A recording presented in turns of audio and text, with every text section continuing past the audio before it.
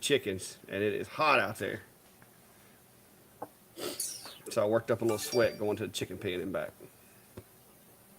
Yeah, well, But I had to we use a got bug. I we had to got use a some buggy. summer left, but it's starting to cool off up here. Yeah, Mister sending me screenshots of 68 degrees. I Well, know. I have we have a tropical storm headed this way, so we're at least gonna cool off or get some rain. We actually did get a little bit of rain today. That's the first rain we've had in a couple of weeks. Now the 68 was the temperature inside the shop. It was actually in the 50s. What? Yeah, How do you get 50 degrees up there already? That's just a rip. Yeah, you'd be Canada's regret. like just that way. I know. That's because you're South Canada. Well, good day, Quite a few hours everybody. that way, but Good day, everybody. Looks like a bunch of usual faces for the most part. I don't recognize Bogdan and Robert. Looks like they might be new, or either I just don't have a real good memory. Either way, no comment. yeah. I mean, very well could be, but I don't have a real good memory. Victor, hello. Chris, good day, mate. Yeah, that's right. I'm getting the lingo. Let's see. Norbert, Michael, Minnesota custom made. Let's see, who else we got? Minnesota Maker, another one of your neighbors to the north up there. Got all the Minnesotans in the house. Yeah. Oh, that 50 something degree weather up there. That's just ridiculous. It'll Hey, be it'll be it'll be probably December before we see the 50s here. it got close to 80 down here. That's a Maybe rip. not northern Minnesota, but My poor old air conditioner is struggling right now, you know, which I will say it still helps though. Uh-oh, Norbert, got a question? What you got? Norbert's got questions. It must be something serious because he usually got the answers. well, I took advantage of the cool weekend and cleared a lot of things out of the shop. I had sold my old CNC machine back to the friend I bought it from, as a matter of fact. And so I decided with the 70-degree weather, that was the weekend to move it. So that's why I'm off in the corner here a little bit because I've been shuffling things out here.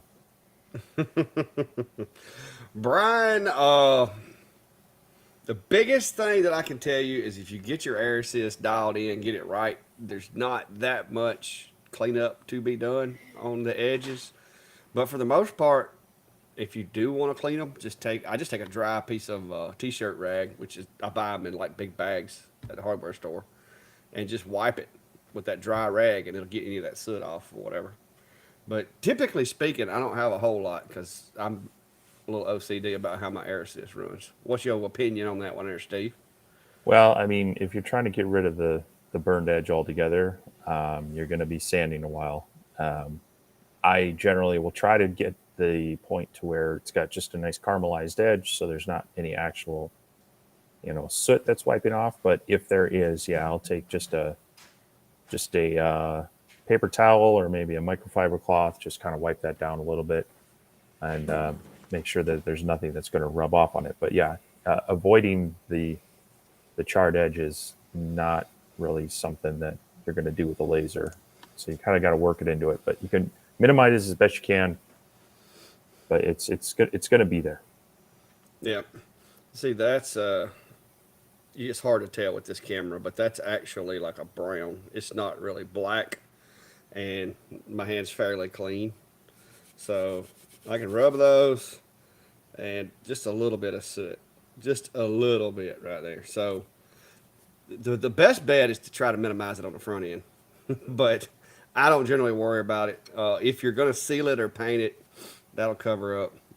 If you know, but for the most part, it's laser cut. It's good. It's going to be there.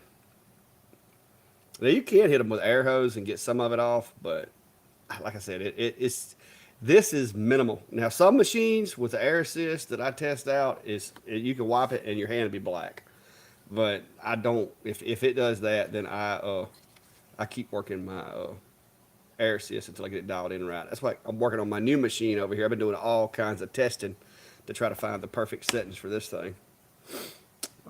So far it's doing a good job, but I haven't got everything where I want it yet. Yeah, and material is going to make a difference, like you mentioned. Some of them, they're just going to be really sooty, and others you get that nice caramelized look to it. So if you're really struggling with it, you might want to try swapping out to a different material. Yeah, now some stuff does leave a lot more soot.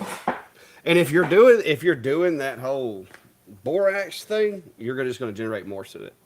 I tried that for like a week, and I realized that all it does is generate black, dusty powder, soot, and that's why it makes things darker. But if you hit it with an air hose, it's actually not as dark as it would be if you hadn't put it on there. So I don't use that stuff.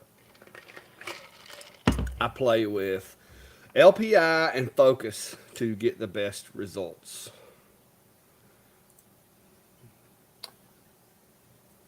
You've been running a compressor with your air, so what do you think about that question?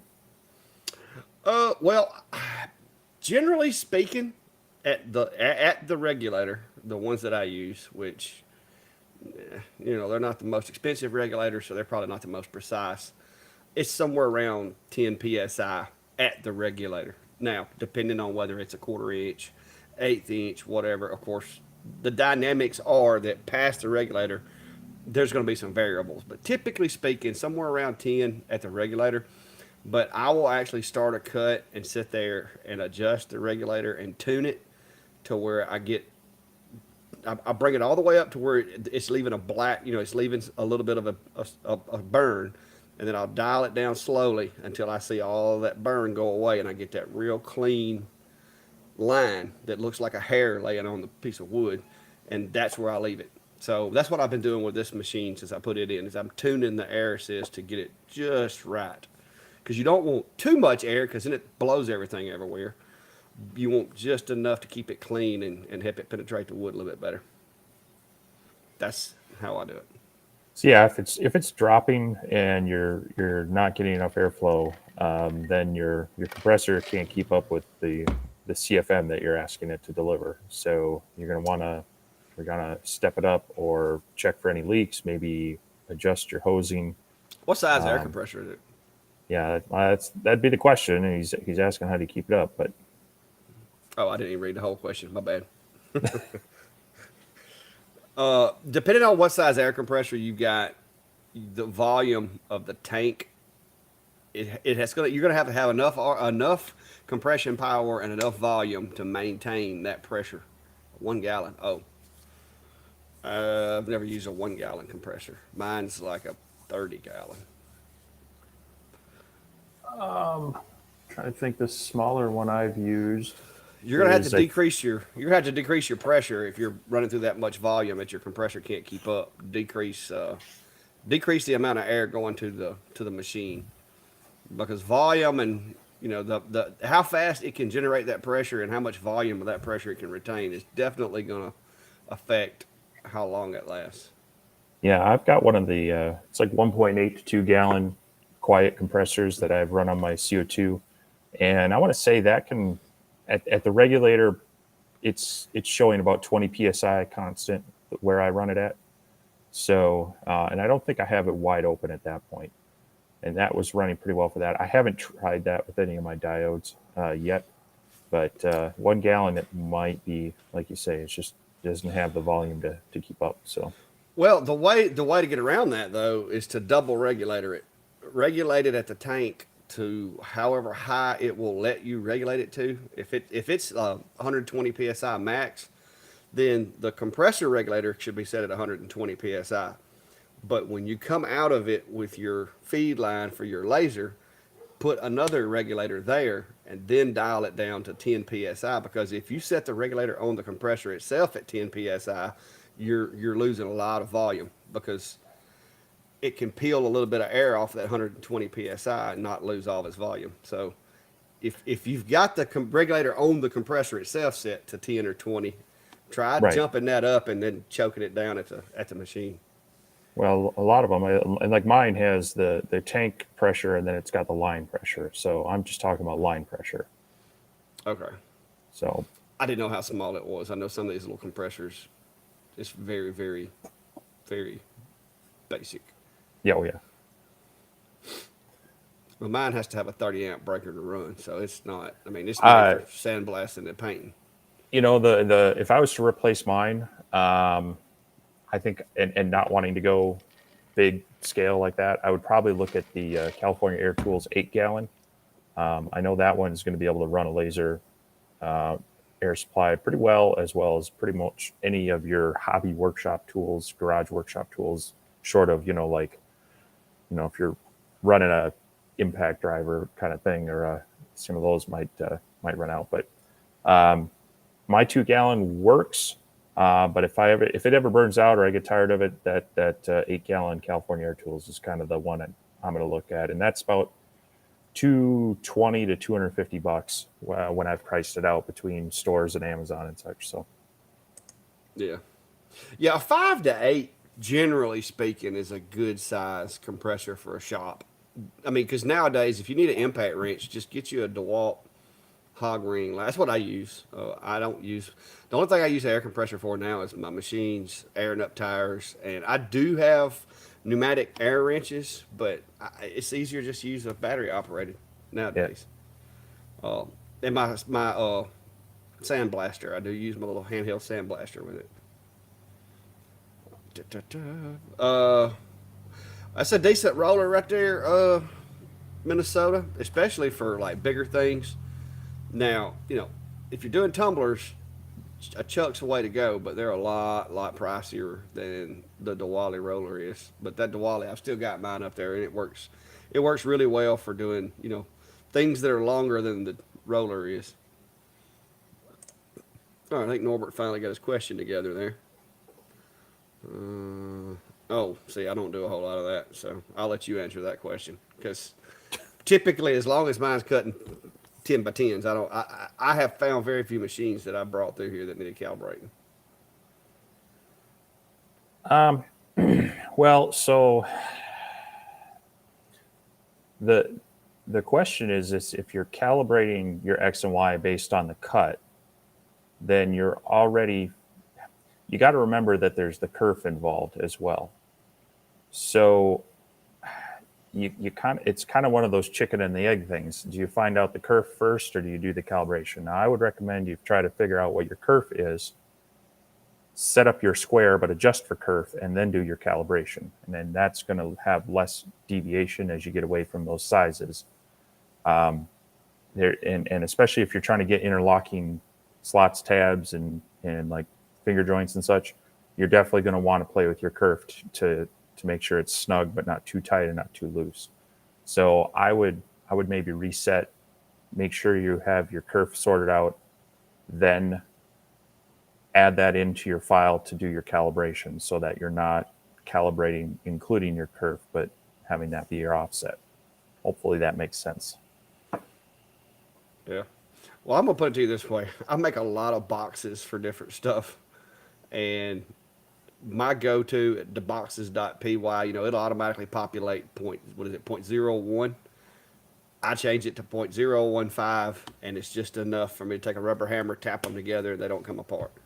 And that's with the Atom Stacks, the Hers, the X Tools. I mean, that's always worked for me. I don't have a problem with Yeah, the and type.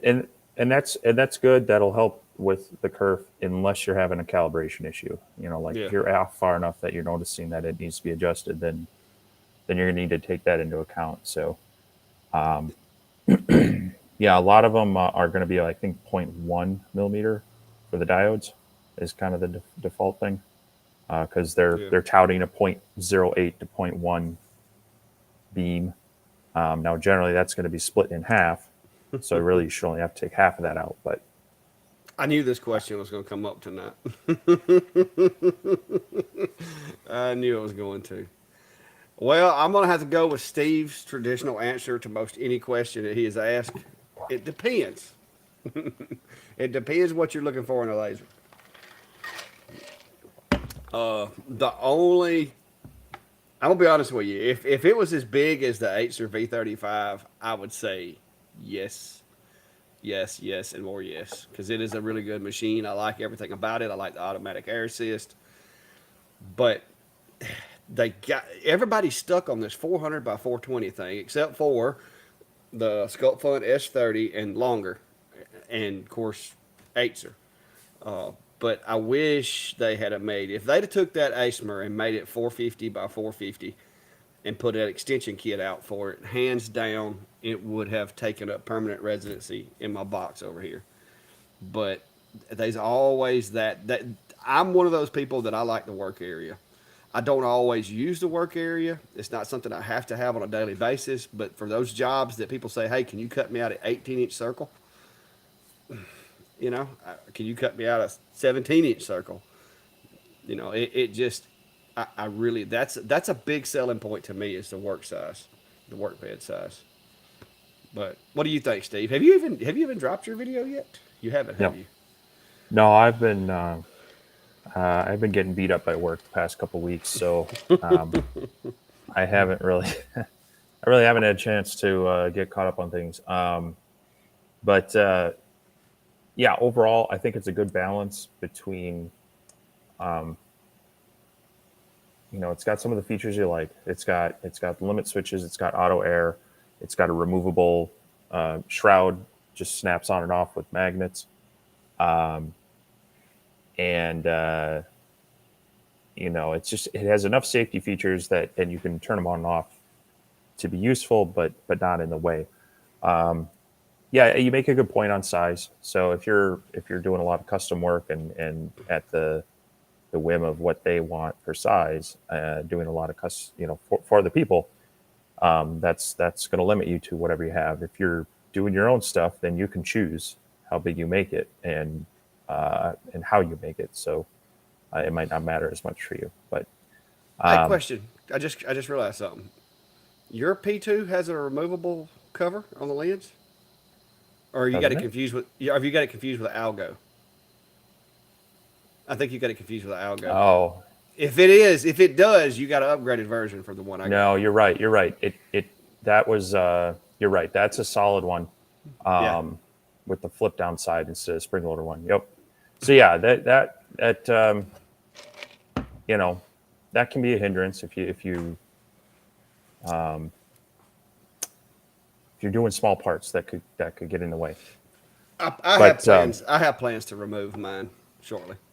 but the thing is, it in your published testing and my unpublished testing, it is a very hot 20-watt laser, 30, and you can tell how tired I am this week. 30. It's a 33 watt. It's a very hot laser. Um, I haven't I haven't done any kerf tests on it, okay? So I can't speak to that. But in your opinion, how do you feel its kerf is holding up with others? Is it Better than most. I haven't really checked to see if it's square or rectangular, but it's tight. Like on the speed and power tests I did, I had to knock some of the pieces out, not because they were not cut, but because it was so tight that they were yeah, jamming by the that's what I pressure of the was air noticing assist. too, because they weren't holding on by any little threads. They were just Yeah.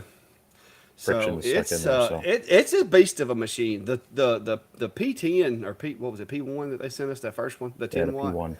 That thing cut like a 20 watt. So I wasn't surprised that this thing cut really good, but I was actually surprised at how well it cuts. And I'm gonna be honest with you, I got the V35 in the enclosure, and I was doing some speed testing. I'm a little hurt that the 35 watt is cutting not as well as the 33 watt P2. And y'all know I love my Acer machines. That's why I say if ASMR would make the machine 450 wide with an optional extension to get it out to around 850 or so, it would be a no-brainer in my opinion right at this point. and But and possibly it doesn't necessarily matter to a lot of people, but I know a lot of people get hung up on getting the build right and getting the laser assembled correctly. This thing, you pull the parts out, and the frame, rails, belts, they're all in there. You mount the module into the V slot, you hook up a couple cables, and you're good.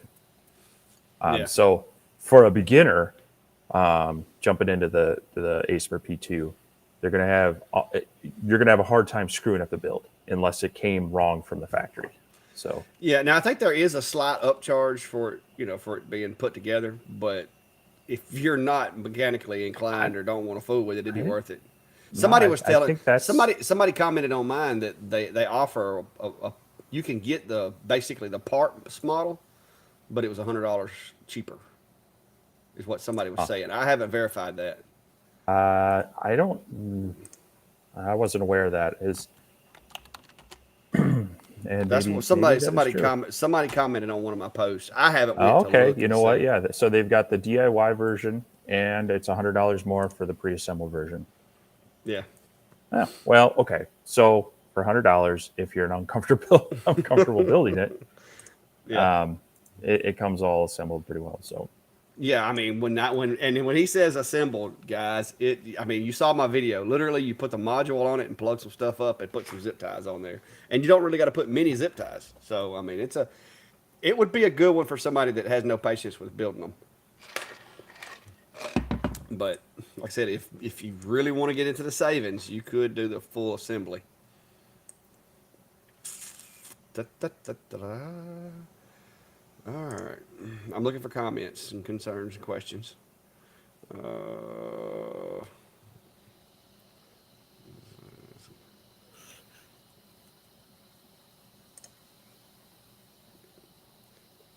no, I color, but with paint or paint pens. I, if I do not use powder anywhere near my laser because powder coat powder in my laser module just seems like a really really bad idea if it was to get up in there, and I just don't.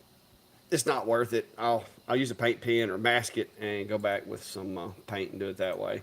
Uh, because even the fans on most of these machines is enough to blow that powder coating everywhere. Da, da, yeah, it's da, an da, da. interesting effect, but I getting that stuff airborne. I'm just not too keen on that. Yeah, and like the machines that I'm running now, the fans on them alone is enough to blow it clean. Thoughts on the P20 being still a good laser? Oh, that's a great laser. It's hanging right there, just in case this guy goes down. I can just swap it out with that one. Uh, the reason I got the V35 guys is just because Acer wanted me to take a machine. They wanted me to take the L235 or 34 or 36, whatever it is. And I asked them if it had extensions, and they said no. And I told them I wouldn't be using it because the work area wasn't big enough for me. And so they're like, well, what about the V35? So we wound up coming to an agreement that I could get the V35, and then I went on Amazon, ordered me a set of extensions, and I literally took the V35 out of the box and just swapped the parts around so that when I put it together for the first time, it was an extended version. So I've got a set of brand new short rails over there if anybody needs them. But because I literally did not assemble it until the extension kit and everything showed up.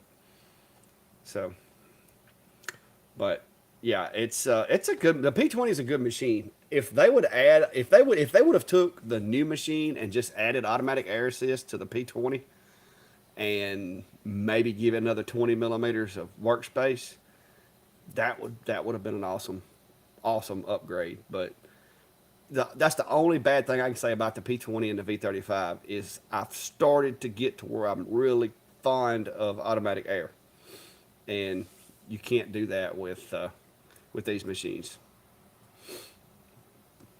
Yeah.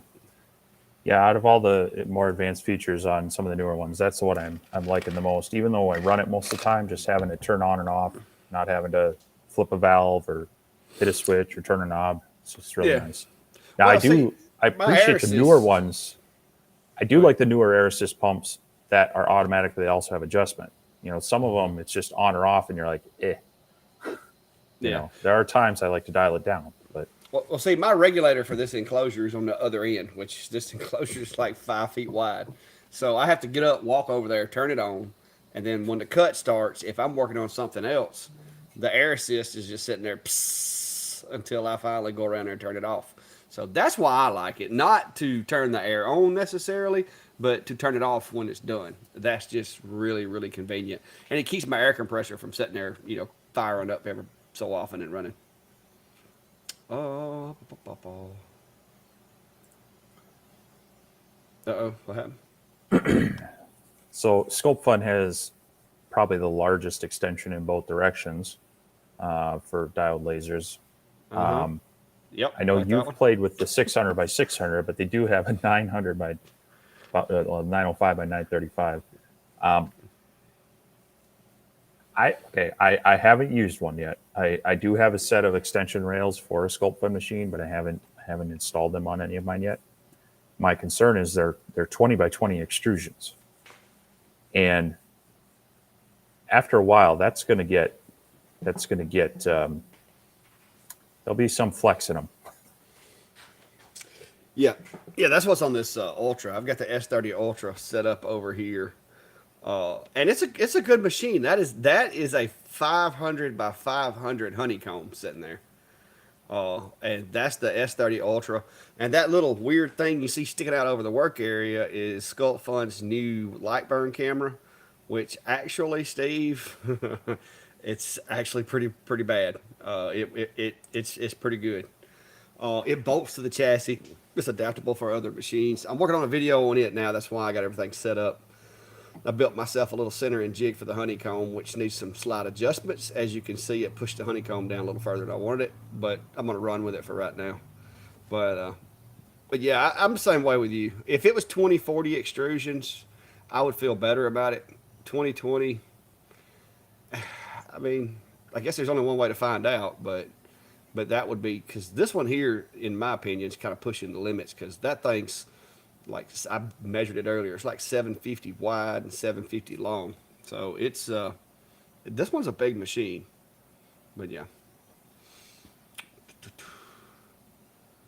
Uh, well, Brian said his frame was out of square by 1.5 millimeter, so it had to force the gantry out of alignment to square cuts. Yeah, that's why, Brian. If you see inside enclosure Zilla, I have those little my jig brackets for the four corners of the feet. When I put the machine in there, I use a square to square everything up, and then I screw those little feet holders into the enclosure, and that way I know that it can't move or get pushed to be out of square. But glad you figured it out. So you're going to do a stainless color test on your V35? I mean, you know how that works. I mean, you can make colors on stainless, but if you try to make those same colors on a tumbler, you're going to either cause it to collapse or cause it to bubble because you're going to get it too hot. That's just, I mean, that's novel. I mean, I guess I could do it just to show you that it will, but I don't know that there's any practical use for that unless you're doing it on a piece of 1/8 inch thick stainless steel.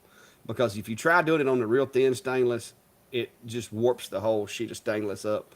You've got to use like 3 millimeter thick stainless, from my findings, to keep from just deforming the material when you do it.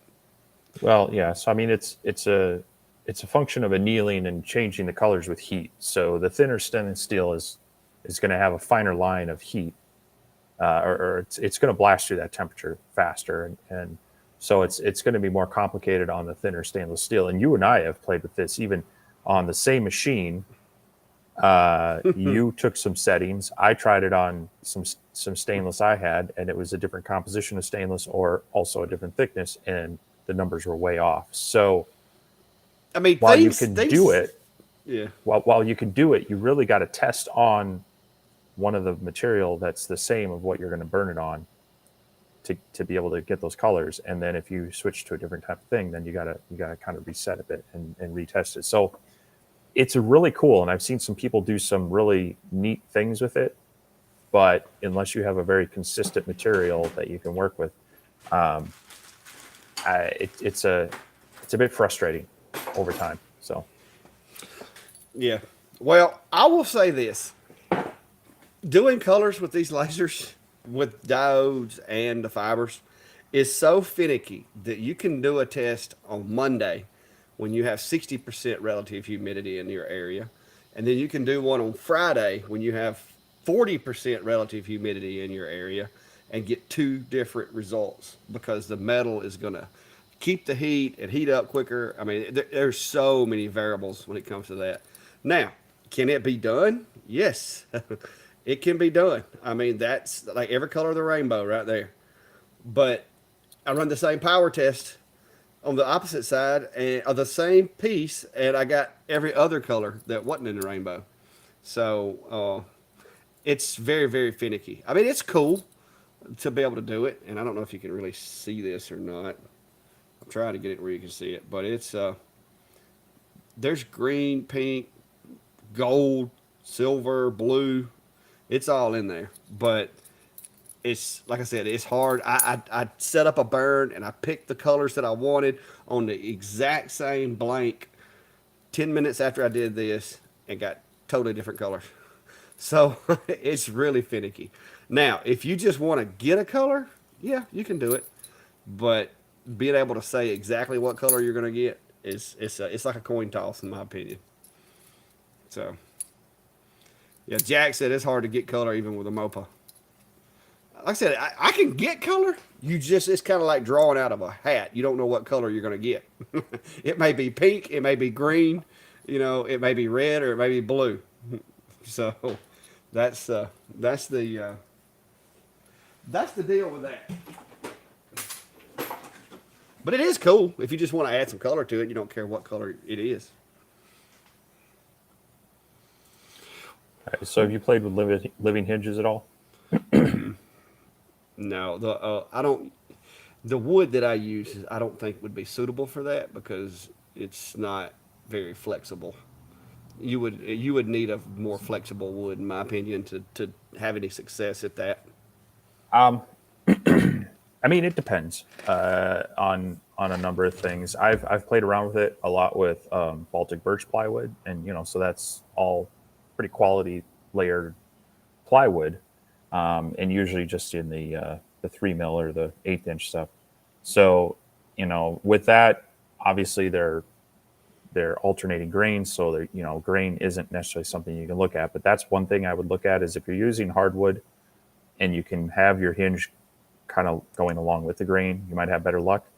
Otherwise, if you're using plywood, it's going to depend on what maybe what wood you're using.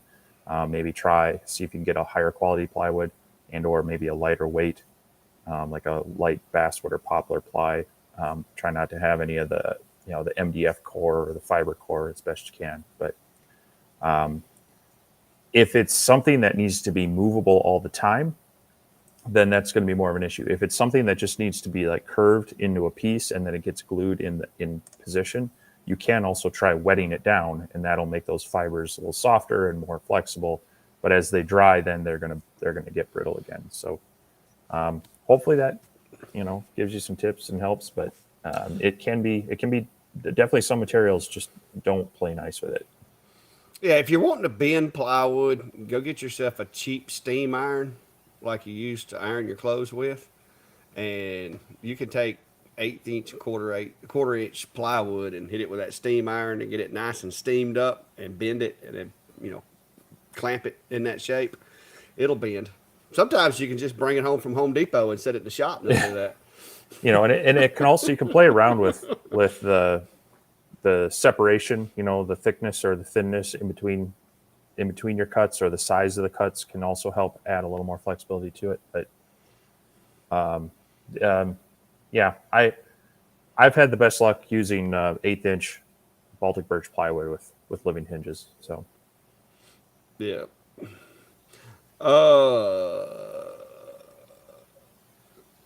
Can you make door hangers shiplap shape? I'm not sure I know what a shiplap shape is. Are they talking about like boards put together? no, I'm not sure what the Yeah. shiplap shape. Because shiplap technically is like thicker Yeah. on one end than it is on the other. So I don't. If you can clarify on that, we might have an answer for you. And somebody, I don't know. I don't know if this is one of your folks. Here's a question there. Any thoughts on the Niji 4 Max? The 3 was pretty cool. The little module they use has got a really fine point. It does a good job of cutting for a 10 watt, but I've never used a 4. They've asked Yeah. me about the 4. I think they've asked you too, but we haven't heard anything back.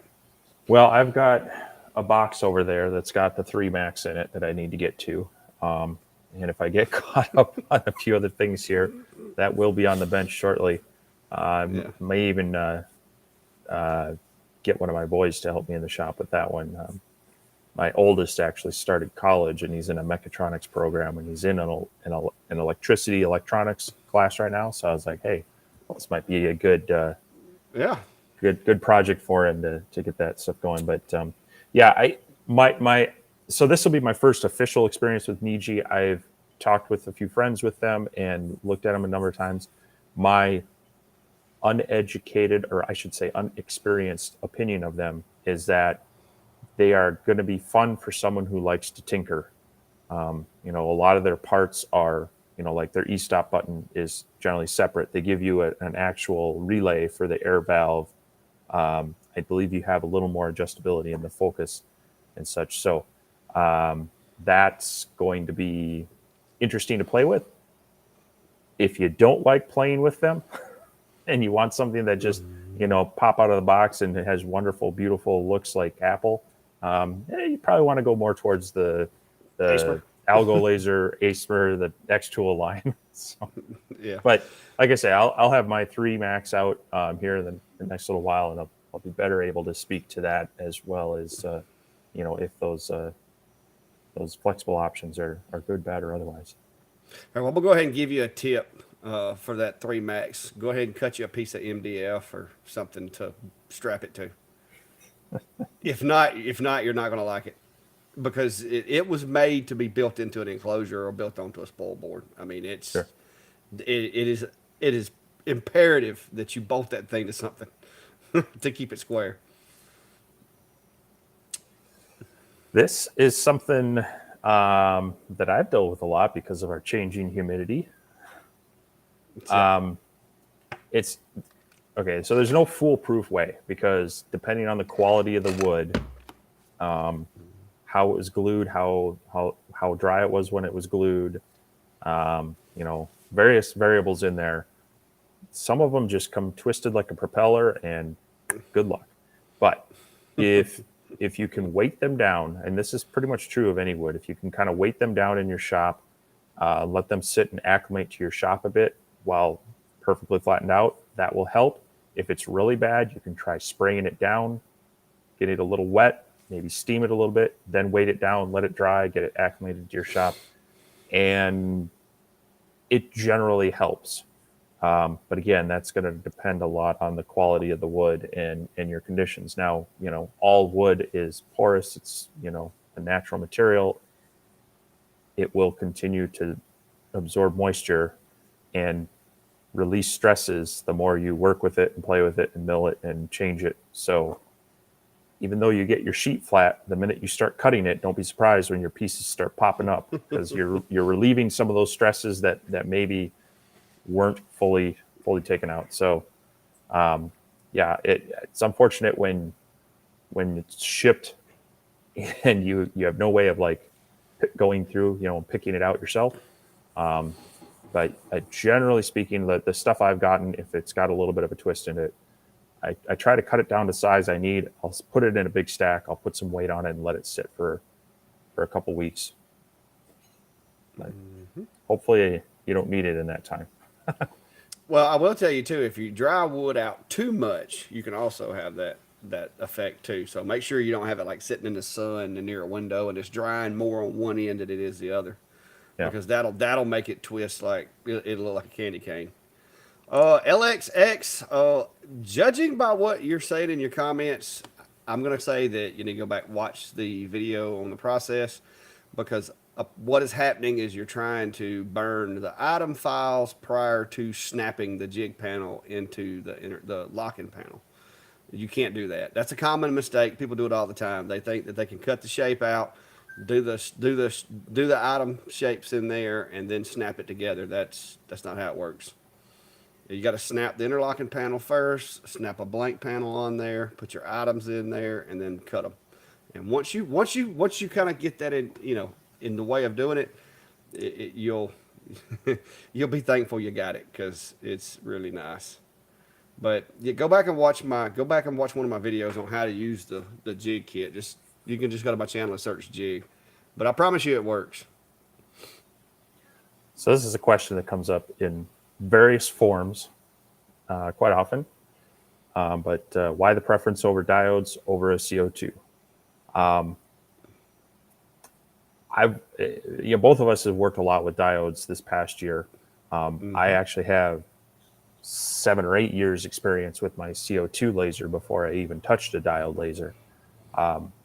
What changed my mind was when they started breaking out of that 2.5 and 5 watt range up into the 10, and now they've escalated up to your seeing 48 watt and higher diodes, which makes them a little more practical for the types of things that I do. Now, originally, people really loved them because of their fine point engraving quality. The kerf and the beam is so much smaller focus point than a CO2. You could get more detail out of it, but you were also losing a lot of cutting power. Now, as this cutting power has gone up, the kerf has gone up a little bit, but it's still smaller than a CO2. And it's not apples to apples as far as a 40 watt diode to a 40 watt CO2 as far as what they can do. But if you're working with natural materials such as wood, it's pretty close, and you still have that finer kerf of the diode. That being said, they do tend to be slower. You've got that power, but they can't move it through as fast. So if you're getting into a production environment where you're duplicating, making a lot of the same things, and you can put them out on a sheet and batch them out, that's where a larger CO2 is definitely going to gain you some production in time, but at a cost of money and space. So you kind of start weighing out 2 or 3 diodes versus one larger CO2 machine, and it's with the quality and the power of the diodes kind of sneaking up, it's putting pressure on some of those lower end, smaller CO2 lasers as well. But that's my take on it. I have 2 CO2 lasers. I've got the small Monport K40. I've still got my 60 watt CO2 out here. I do use them both on occasion, but for kind of the one-off small crafty things and such, the diodes are just working so well, and the maintenance on them is so much less that I've just kind of gravitated towards them, and they're cheaper. So they also tend to have a easier break-in point for people getting started. So that's my long-winded answer to that. Well, I'll put it to you this way: real estate is a big with me. Real estate's a big thing. I've got a diode laser right here that has a 17. What is it? 17 and a half by 35 is what I run my sheets of plywood for this machine. If I'm out here doing a job and I've got a deadline and this machine fries and smoke comes out of the enclosure, it takes me 10 minutes to put the P20 back in there and get back to work. Now, I'm going to be a little slower than I was before, but I will be back at work. Same thing here. This machine fries, I pop it out, pop another one in there, and I'm back going. If I had a CO2 that was the size of a deep freeze, you don't have that option. I couldn't have 2 of them sitting around or 4 of them sitting around. Uh, and I also like to work on multiple jobs at one time. So just like last night, I was cranking out ink pens on this machine, and I was building the prototype for the jig kit for the sculpt fun there in the other machine. So, and to me, yeah, people say, well, you could do it twice as fast if you had a CO2. Yeah, but I'd only have one CO2 for the money I've gotten, multiple lasers here. And what am I going to do while that CO2 is running? Just sit here and watch it. Well, with the way the setup is that I've got, I could have something going here, and even though it takes longer, I've got another job going over here. And if I'm really hard up, I can throw a machine on the table and have another job going over there. So that to me, it's kind of a force multiplier. It's kind of like, would you rather have the 600-pound offensive guard, or would you rather have, 6 dudes that weigh 200 pounds? So it's just it's personal preference, in my opinion. The bigger CO2s, I don't have a problem with them. I do have a CO2 for cutting acrylic. I also have the com marker fiber there. I've got another fiber that should be here before long. So I have multiple options for these different materials, and I can't give up that much floor space because not only do you have the machine, but then you got to have a bigger chiller than what I've got, and then you got the added maintenance and dust with those big CO2s that I have in this workshop. I don't think it would fare real well on one of those big CO2s because it would have dust all over the tube. Every mirror in it would have dust in it. It would be every day cleaning it before I would start the jobs. With the diodes, not really a concern because the way they're built, the lenses are under the bottom. Dust doesn't settle on those lenses, so it's a Yeah, it's a rabbit hole.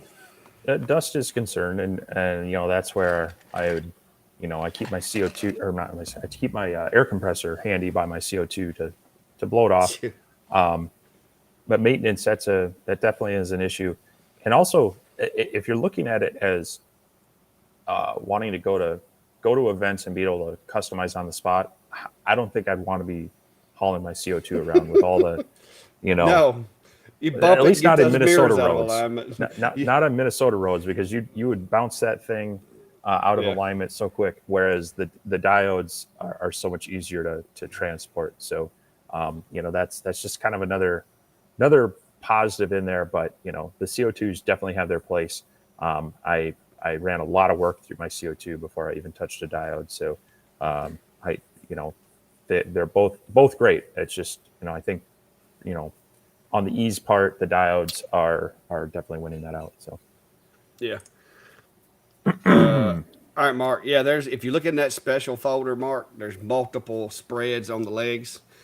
X Tool has put out 3 different bolt patterns on their feet since they started manufacturing that machine. So the 2 most common ones are included in the kit if you look in that special folder. But anyway, yeah, there's a different spacing. There's 2 different size legs on X Tool D1s, and the legs are spaced at 2 different distances on the X Tool D1s. They're very inconsistent with their leg spacing. But anyway. So North Alabama barbecue, wondering about Galvo style lasers. So again, this is going to come down to that. Well, it's going to depend on your situation and what you're wanting to do with it. If you're wanting to get into deep engravings with metal, these entry level ones are not going to be the ones for you. You're going to want to be, and Jack can speak better to this, probably 50 to 60 watts on up to do that. Now the X-Tool F1 or the Laser Pecker compared to say the Com Marker B4 that we both have, there's some differences there as well. The X-Tool and the Laser Pecker are a little more compact. Now the X-Tool F1 is very compact. It has that kind of sliding shroud in it. And then it has, of course, both your blue laser and the IR. So you've got your 455 wavelength and your 1064. Is it 1064? 1064 nanometers. Yep. And so you've got the option of both, and it's in a nice portable package. They even have a small air purifier for it. I'm not sure how well that works, but if you're looking for a portable setup just to engrave, small things like slate coasters and such that fit into that small area, I think that's going to be perfect and ideal. But it's also going to limit you. It's a 2.5 watt IR laser and just a 10 watt diode, but it's a Galvo style, so it's going to move fast. It's going to have good detail. Price wise, though, it's not a whole lot less, but it's a few $100s less than these 30 watt Galvos, which are going to be a lot faster and work more effectively on engraving and marking more metals and things like that. So we'll see. I'm hoping to get a chance to look at one in the near future, be able to speak better on it, because I feel like every week someone's asking about the X-Tool F1, and I want to be able to speak to it, but until we can get our hands on one, it's hard to. We can only go off of what we see from the marketing and other reviewers at this point. So hopefully we'll have better information for you soon. Yeah. Yeah, Brian, The Acer is because of the little foamy feet things. But if you smash it down in there, it presses enough room to get in there. It holds it nice and tight. But yeah, that was intentional on that one. Acer, I will say, is consistent because the new machine fits in the spot where I have my old one. Da, da, da, da, da, da. Oh well, Hush. Chad's wondering if we could start over. He's a little late. What do you think? You hit the replay. Just remember where you came in at and hit the replay. Yeah, yeah. If you ever miss one of these, and or just miss the banter, you can always go back and watch it on either channel, and check out what we said, so that you can come back and tell us how wrong we were next week on something we Oh we yeah, somebody said while we were tired after 2 weeks of. Hey, I'm trying to correct you. I'm trying to correct you to keep all the emails down because I know how it is, man. I know. Well, ASMR has been I almost put the ASMR back in the box and sent it back to them. Because you know how they are. They send you this stuff, and then all of a sudden it's like, oh, by the way, you got to say this in the video. And I told them, I was like, no, no, not doing it, not doing it, because they wanted to say that it would last. It was what was it? Longer lasting than any other machine. I'm like, I can't validate that. Yeah. And then they claimed they were the first ones to use linear rails. As I'm sitting here looking at this Well, Sculpt Fun right here that's got them. so they said they were the first one to use linear rails on both the X and Y. Because yeah, I saw that and I was like, wait a minute. I know I've seen others, but I'd have to go back and look to see if Well, this others one have doesn't them on have both them. ones. Yeah, this one only has them on the Yeah. on the gantry. It doesn't have them on the Right. sides. So I can't say for sure that that's not true, but I still wouldn't put my name on it. You know what I Yeah, mean? yeah. That's why I was Yeah, like, well, hey, they things claim like that. Yeah, I will. They I will say, claim. hey, it has rails on both the X and Y. Really cool. I won't necessarily say this is the first or not. Yeah. That's up to them and their marketing team. So Yeah, well, their marketing team. I thought it was going to get interesting, but they responded. now, Well. I think you said you've been to a Woodcraft, right? Yes, I bought that stool that broke at Woodcraft. I bought one Well, thing you're at not supposed Woodcraft to. and it broke. Yeah, that's a. Okay. I will say this. After leaving Woodcraft and coming back home and looking at my wood stack over here and thinking back at how much wood I had let my friends walk in here and pick out and go, oh man, Yeah. that's a nice piece. And I'm telling them, just take it with you. That's fine. I got more. I gave away a lot of money because wood at Woodcraft is expensive. Yeah. Now they do have some rough cut and some live edge, but a lot of the wood at Woodcraft and Rockler is S4S, so it's finished on four sides. It's square, so you definitely pay for that milling and whatnot. But yeah, if you're looking for exotics or looking for something unique, or need it in a pinch and don't have a sawmill and a bunch of trees on your land, they're definitely a good option for us lay people without them. But yeah, I've been to. We have a Woodcraft and Rockler. We have multiple Rocklers in the Twin Cities area, so they're only about an hour away from me. As a matter of fact, where is it? Right here. My bandsaw. I picked that up at Woodcraft a couple years ago when they had actually maybe 3-4 years ago. I don't know when Brycon was doing some deals on it. I got my table saw at Rockler. I bought all sorts of things at both stores, and it's kind of nice having. They're only about 5-10 minutes apart, so it's kind of easy to go. Well, Rockler's got this ad, and I could just drive over there, or vice versa. And, I mean, I'm polite about it and nice, but both of them are usually good to work with you on deals. So, and occasionally, actually, I have a drum sander that was the floor model or the demo, the classroom model, and Jet was coming out with a new version, so they had the lightly used floor model on sale or clearance, so I was able to snag that for a deal as well. But yeah, I enjoy both those stores and try not to spend too much of them in either one. Oh, you can run through some money quick. Mm-hmm. Mark, the highest thing that I have heard tell of, and I have not laid my eyes on it yet, is one that is supposed to be a switchable, what was it, 10, 24, and 48? Wasn't that what it was? The one I know of is IKEA has the 24 and 48 switchable. I don't know. I may have heard of one that is 3. Yeah. So yeah, it'd be like 12, 24, 48. But yeah, generally it's going to be cutting your diodes in half, and then if they got 3, half again. But honestly, I've got the IKEA 2448 model, and I've run it in both 2448. I honestly don't know why I would ever switch it in 24. The spot size is not enough of a noticeable difference to lose the power. But that's just my experience with one of the switchable ones. But yeah, so as far as highest wattage, they're claiming 48, so that's running the diodes all at their max power. But what I keep threatening to buy one of those little optical meters. They're like they go up to 50 watts, I think. Yeah, but But next they're year like you won't be able to use it. like 200 and some odd dollars just to be able to test your laser, your optical output of your laser. But Yeah, but next year you won't be able to use it because if you remember, I predicted we would have 50-watt diode lasers before 2024. well, right, and I mean you'd still be able to use it on a number of lasers, but maybe not on the high ends. And that's why I haven't got one, because I got my 60-watt CO2, and I was like, well, I'd really like to be able to test that. And when you get above that, they get stupid expensive. So Yeah. yeah. Chad, I've made a couple of pumpkins. You can see them sitting right over there on the CNC. I made me a file. I haven't finished them yet. I still got to put little felt feet on them because the screw that holds the top to the bottom makes them rock.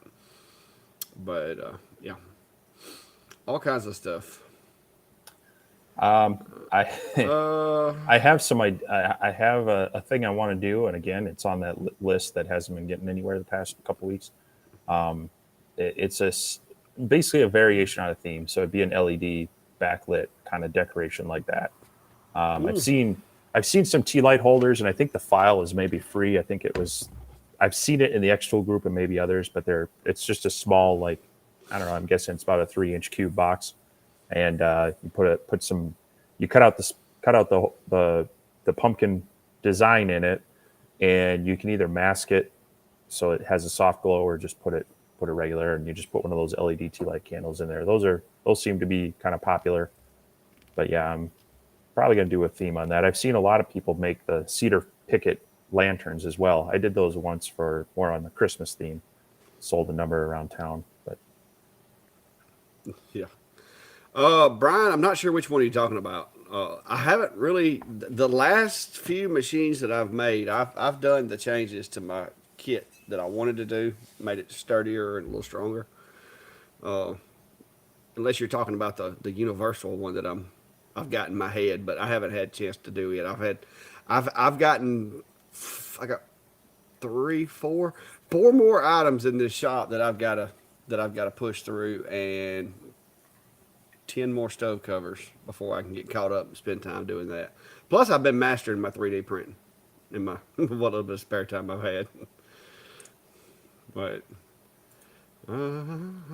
so there's a certain humidity I'd like to keep my shop at, but as you can maybe see in the range there, it's from 52 to 68 in the past 24 hours or so.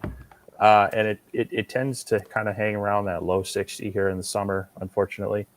I would like to keep it around 45 to 55, ideally. Similar, when you're working with, especially doing furniture, you really want to work with the wood in the humidity that it's going to live in. So depending on where you keep your house at, hopefully under that 50%, but not too low. You'd kind of want your shop humidity to be there so that your wood acclimates to that humidity. It's not going to change a lot when you take it from, say, a high humidity shop into a low humidity home. So, but yeah, without having an air conditioning dehumidifying system out here right now, I'm at the whim of temperature changes and such. yeah, mine sways between 40 and 60% out here in the shop, depending on rain and air and all that. Somebody talking about me pouring my water, I guess. So, My bad. so My can you bad, run Joel. multiple machines on XCS? Um, I think the only way to do it is if you're using Wi-Fi on one and USB on the other.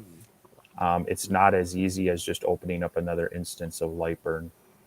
So that's I haven't tried it myself. I mean, I use Lightburn for most everything, even with my X tools and such. Generally when a new version of XCS comes out, I'll play with it a little bit to try to, I don't know, just be aware of it. And I know a new one just dropped, I think this past week, but I haven't had a chance to play with that. So, um, you know, try if you have two X tools and you can put one on US or put one on Wi-Fi and run it that way. That might work, and then run the other one via USB. But I haven't tried it, so I can't 100% speak to that.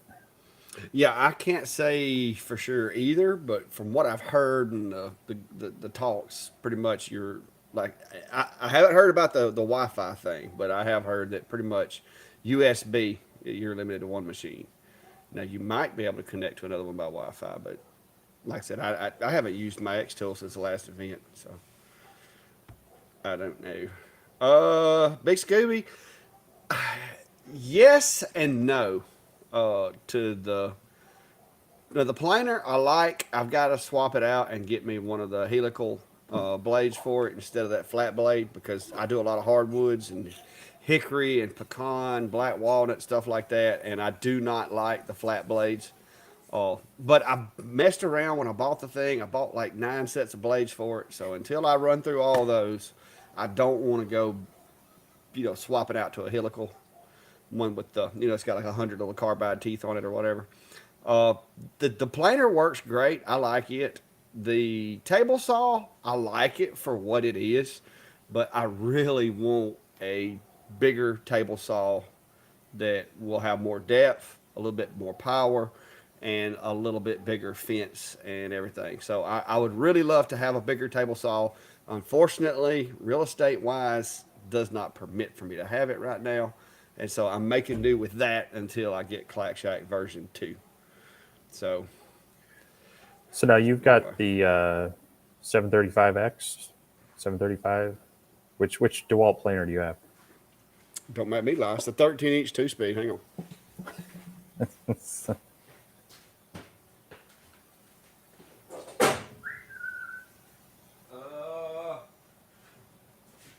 DW 735. Okay. So yeah, I've got the same one, and definitely without going up to like a floor standing model, I think that's the best one in that range. I still have the straight knives as well. I've thought about doing the helical head. I've seen people that really like it, but it also it draws more power running it. So you got to be careful on the circuit you have it on, and it will occasionally pop the internal breaker on it when you run that if you're getting too deep on a hardwood. So there are some things to keep in mind with that. And I have heard of some people they actually end up having to wear out those chains more on that. So it does put a little extra stress on the planer upgrading that. But I would agree it's one of the things I've really considered on it. And like it, yeah, short of going to like a 15 to 20 inch like grizzly or larger planer, then that's the one I really like. Yeah. Yeah, like I said, if I stick a piece of 13-inch wide pecan or hickory in there, it's baby steps. Because you're not gonna 13-inch planer is not gonna plane 13 inches of hickory and have an easy time. Now, if I'm sticking cedar or pine through there with a nice sharp set of blades, that thing will it'll turn it out. But it's about due for a blade change right now. Uh, Me and Klein were over here the other day, and I was planing down some magnolia to do some plaques, and that magnolia's it's not really a hardwood. Like when it's standing, it doesn't feel like a hardwood, but once it dries, that stuff sets up like concrete. And I burnt the blades that's on it right now. So, well, Jack, I can go get one if I wanted to, but I just like I said, I've got all those blades for this one. The planer does a good job. I did my homework before I bought that one, because I bought that when I was actually just sawmilling for all my side money, and I needed it for doing like wall boards and stuff like that for people. That's one reason why I got the 2 speed, is because it actually has a finish setting and it has a like rough sawn setting as well. What are you laughing about? Well, Somebody's. just the recommendations to run a to to have the planer have an accident, so you have to Oh, replace it. yeah, I figured it was Brian over there. Didn't know. I'm trying to get caught up. The comments are whooping me tonight. Uh, Yeah, yeah. yeah, Brian, I am working on it, but it's still in my head right now. I haven't got to put it on paper yet, and I haven't got to cut it. So that's in the works, but it may be a while, bro. I got to get caught up. Yeah, good luck getting caught up. We're gonna be rolling right into fall and holiday season. Uh, I don't imagine catching up. no, Unfortunately, I'm trying to squeeze stuff in. Like that, I sat out here last night till 2 in the morning engraving ink pens. so Brian, I checked with the Farmer's Almanac, and it looks like I should have plenty of AC in a couple months for about 6 months. Yeah, no, I've been trying to look at it, and actually that was part of. So this weekend was really nice, and I mentioned it earlier. I was selling, and I had sold a CNC machine that I'd run for years, and actually sold it back to the friend I had bought it from, and that got me kind of cleaning and shuffling out the shop, because that is half of my battle right now. Is I have to be able to identify where I would put it that's going to be most effective, and then I have space on the outside for the all the parts, and I got to run the electrical and such. So some of it was just kind of okay. Let's reorganize the shop a little bit, make room for things, and make it a little more plausible. But no, I haven't had any of the HVAC people actually call me back. But now that our college is in session, we actually have an HVAC program, and I'm hoping. And one of the guys in that program I've run into at Rockler. I know he's a woodworker. He just turned some bolts and donated them to our foundation as a fundraiser. So I was going to try to talk to him and say, "Hey, friend, buddy, pal, what's a guy got to do to get some AC and heat in the shop?" So Yeah.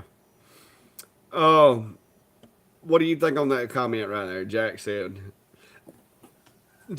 um, he's looking at the two diodes rather than a CO2, but wanting to think about a laser for small stuff as far yeah. as etching. So I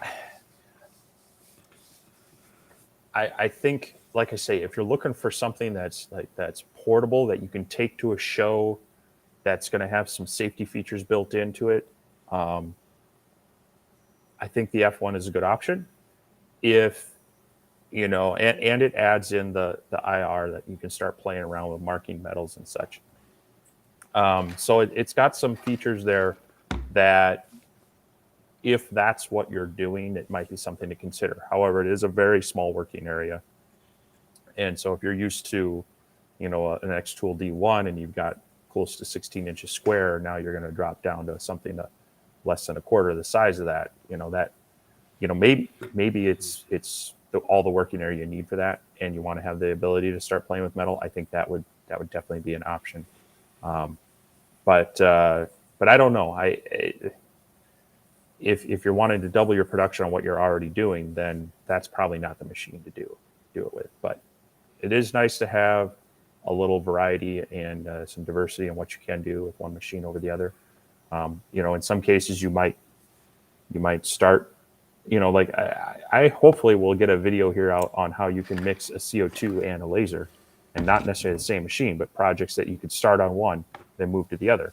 That's where it's having one machine doing its specialty in maybe cutting and carving, whereas the laser can focus on the marking. There are certain things you can do with either or, but they're really good at one, maybe not so good at the other. So, if you're getting into a production environment, having those multiple machines that maybe does one thing better than the other can be an option. Yeah, like I said, I think the tool selection just depends on what you're planning on doing.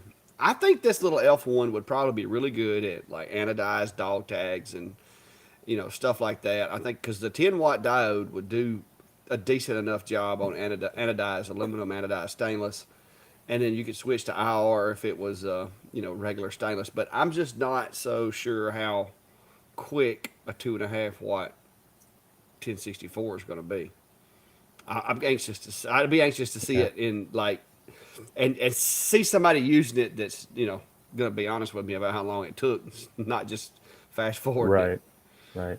So So yeah, and Jack, you mentioned that they have that sliding conveyor thing for it. Um, much like their P2 has a conveyor, I think that's a cool option to have. I, I'm one of those I want to see it to believe it kind of people on how functional it really works. And so yeah, it does expand the capability, but then you got to remember if you're using that at a show, then you got to have that shroud slid up a little ways, and now you're losing a little bit of your built-in protection. And that's when doing stuff like this at a show or in public. That's probably my number one concern. Is I don't want to have someone, from a liability standpoint, come up and say, you were operating your laser, it flashed me and, destroyed my eyes. And now, you owe me yeah, millions of dollars. yeah, you don't want it to buy a set of eyes. Those ain't cheap. Yeah. Oh, But hey, as you mentioned, having it be portable, if that's something you're looking for, that's one thing that really intrigues me about this one. So yeah, I think this is a first. We have somebody says they're from Japan, so that's I. awesome. I think you may be the very first person to be in our feed, at least that told us they were from Japan. But man, that's cool. I got to get me like a globe to where we could spin it, and, like put a pin. I got to get one. Well, in the meantime, we could probably set up a Google Maps that's for like listener location, and people if they Yeah, want to mark like the city or wherever they're from, they yeah, could. That'd be kind of interesting, and fun. See all the areas that people are at. yeah. We could do that.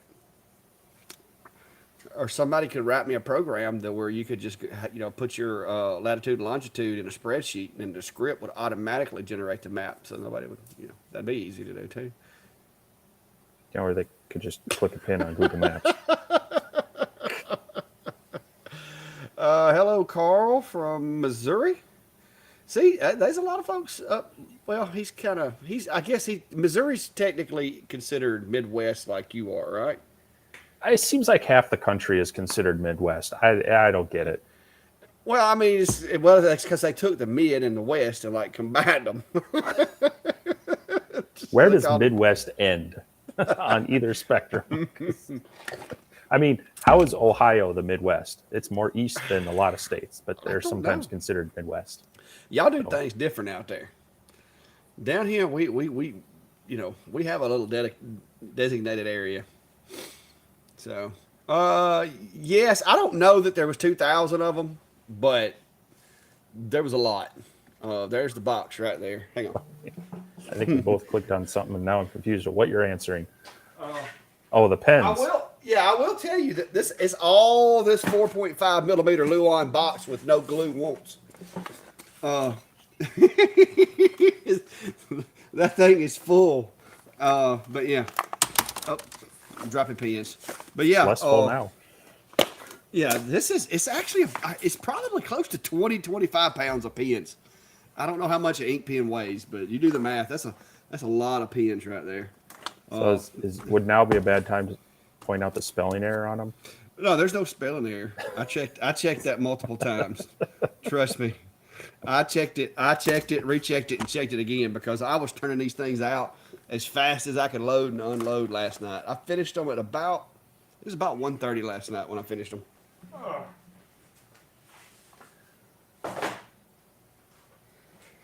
Whew. Yeah, that's a lot of pens. You don't think about how So much ink pens weigh till you put that many in a box. So the IKEA K1 they have more like linear rods. Instead of the rail, it has a rod and then a circular bearing that it rides on in there. So similar but different. And that's the same as the eights are what the eights are L what it is, the L2, V2. Everybody's putting different acronyms on them, but Acer? What? The yeah, eights are the L2. L2, yeah, Yeah. both that and the IKEA K1 have the they're basically linear rods. See, Brian thinking outside the box. He says you can get the kids at the school to write that code for us. You know, see, I work in IT at the school, and then everybody comes in, well, can't you just write me a script that does this, this, this, this, and this for me? Because it'll save me like half an hour twice a year. And I go, it's going to take us about 8 days of work to save you those. Uh oh. There you go. Do they have to be labeled pens? I'll go buy a pack of Bics. I'm going to try to have, yeah. So, I'm not going to be selling anything there. I'm going to be figuring out what I'll be doing there, but I'll probably have some things to give away.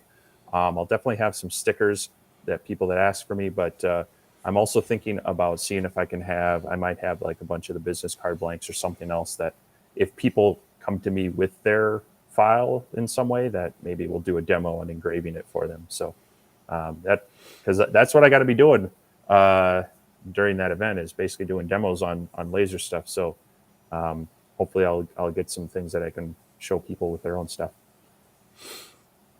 Craig, 4 millimeter or thicker. You really can't go too thick with it, to be honest with you. But 4 millimeters is kind of the sweet spot to keep it from turning into potato chip. Because you start taking large chunks of material out of a sheet of plywood. If it's too thin, it's going to start curling on you. So,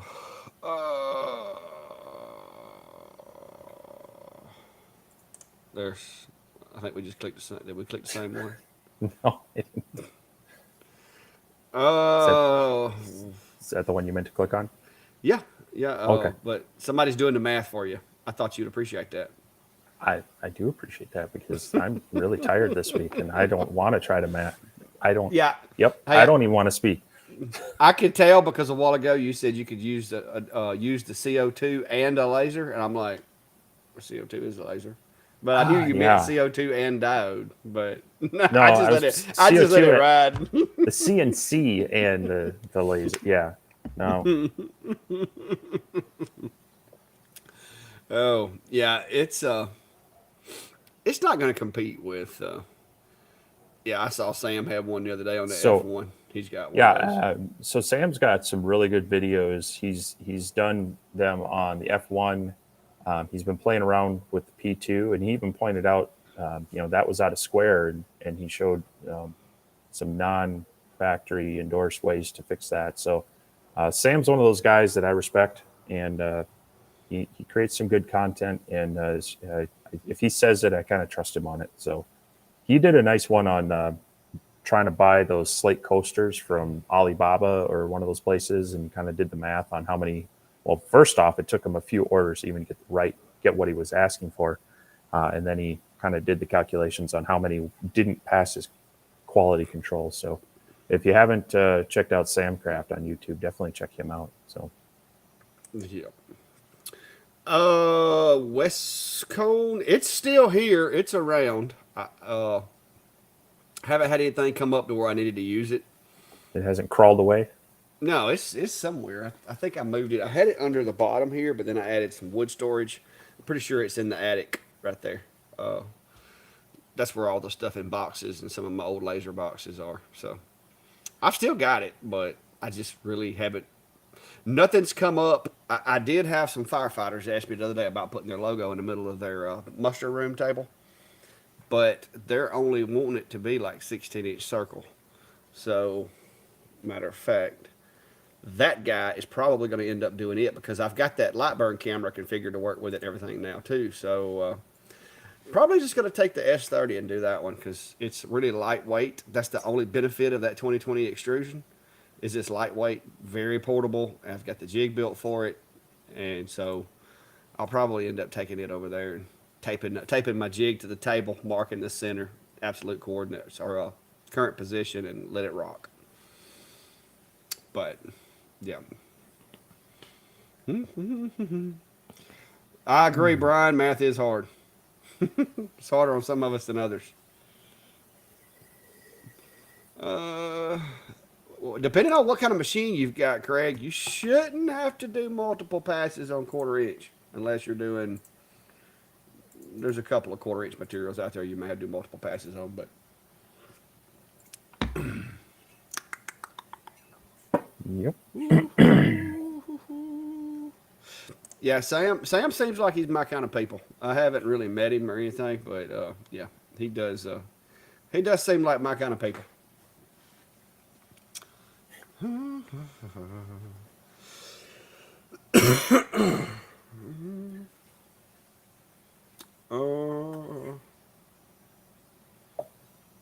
Uh, the image Uh-oh, quality. got quiet. Somebody said the image quality is not good on that camera. I'm gonna have to say it must be a different one than what I've got.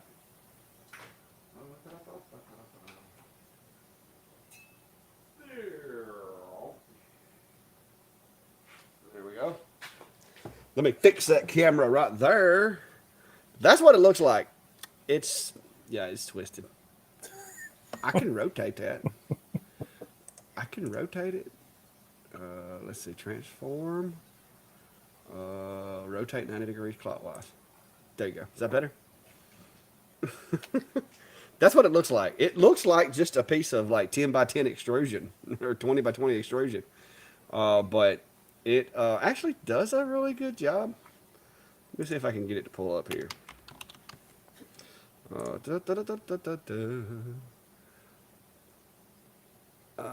My camera, that one's. Give me just a second. I'm trying to find this camera. I got every. Hang on, let me go screen share here. All right, so there's secondary enclosure. An enclosure Zilla. I'm gonna find it in a minute, guys. I don't know why that keeps saying that. Elgato, nope. It might not pull it up, but the picture I've been getting from it's pretty good. Yeah, we're just playing round robin. That ain't working. But the image quality on this one so far is really good. It did the calibration and scored like down in the 0.19 or whatever. It did really well. Oh, Brian, I'm trying to get it to pull up. Let me see if maybe Lightburn. I think I had Lightburn open. Let me see if Lightburn's got it hounded. Give me just a second, Steve. You can check comments. 1001.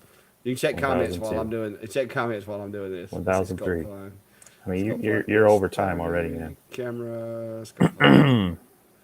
Why did it not pick back up? Did I plug up the wrong one? Hang on, let me make sure I plugged up the right thing.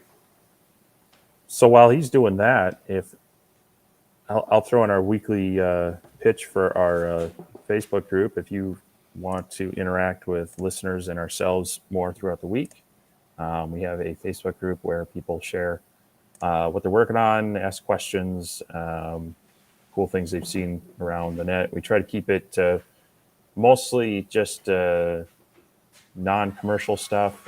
We don't mind people sharing things and maybe promoting themselves a little bit, but if we try to kick out the ones that come in just to say they want to design a logo for you or push files right away and such. But if you're on my channel, there's a link in the description. You can go down and hit that. Otherwise, put the link out here as well on the main channel here. And I know not everybody has Facebook, but that's one of the easy ways for us to kind of keep up with people outside these live streams. So definitely go check it out. Let me see if I can find this camera. I am not finding this camera right now. So let me see if I can. I don't know why it's not showing up. It's probably because I got all my streaming software going. And it is not wanting to. Let me see. Blah blah blah blah blah. Add a new source. Let me see here. Give me just a minute. But I try to help y'all out and show you this stuff, but I'm having trouble finding. Let's see.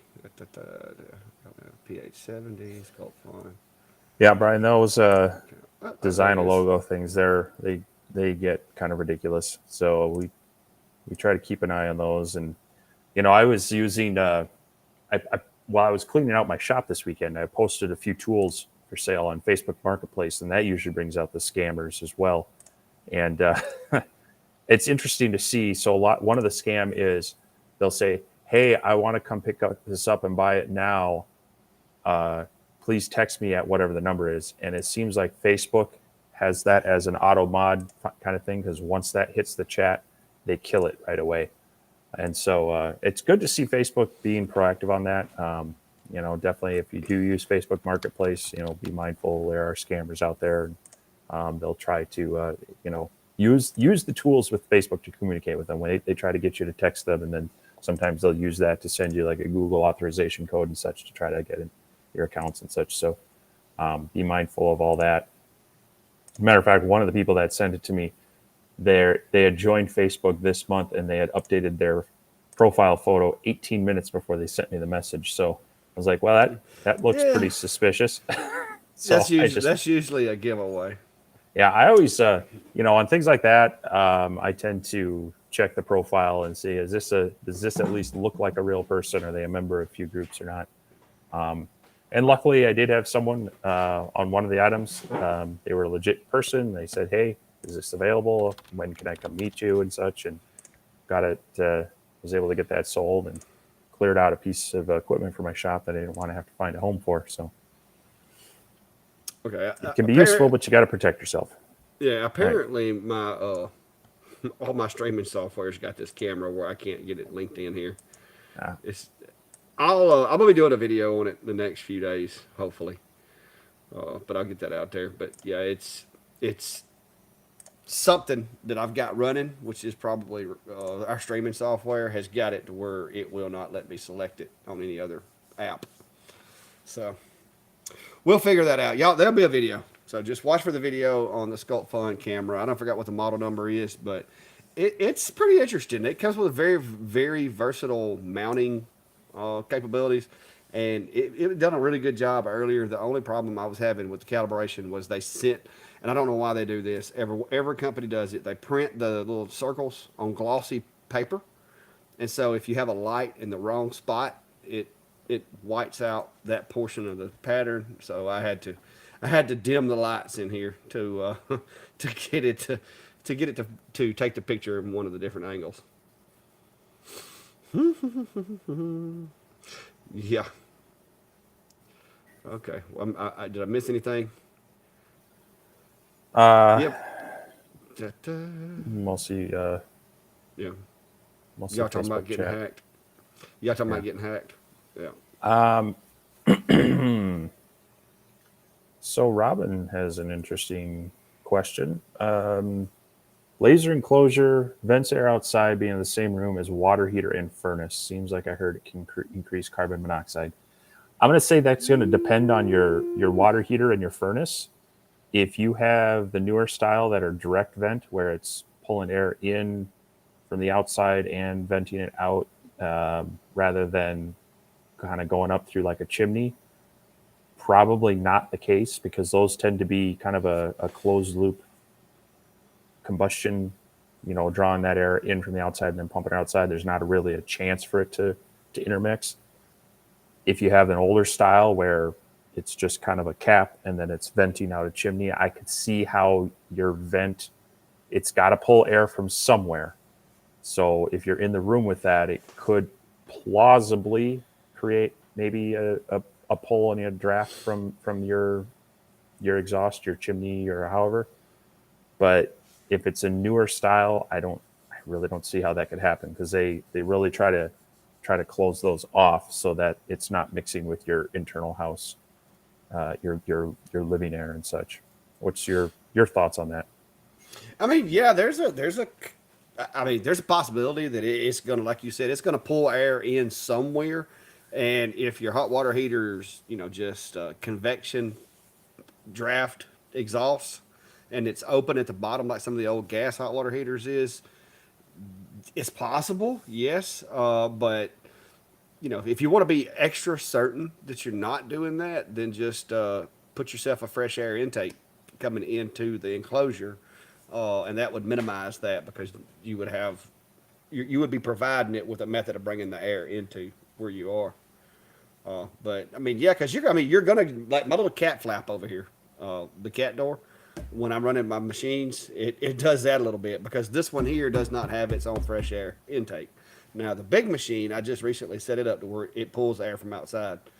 But this one here, it pulls from in here still. I haven't added another pipe for intake. And so when I turn it on, you can watch the little cat door over there doing this. So yes, it will generate a draft. I don't know that it would be enough to be a problem. And like Mark said, you can get you a good CO2 carbon dioxide detector for like $30 and stick it in there and see if it starts going off. If it does, then look at trying to come up with a way of stopping it. But don't be taking naps in there while it's running. Yeah, and actually that's a good point. I've seen some of these air quality monitors that you can get that are sometimes tied into like alarm systems and such. That it's not a bad idea to have one of those in your workshop in general. Whether you're creating sawdust or creating smoke and vapors with these, it's not necessarily a bad idea to have something there monitoring the air quality in there. You'd be surprised at the stuff that's in the air that we can't necessarily see or we just get it acclimated to. And, carbon monoxide, sawdust, general smoke and such, having things that can detect that would be, it'd be good to know, have a warning, have the canary in the room Yeah. rather than falling asleep and taking that nap unintentionally.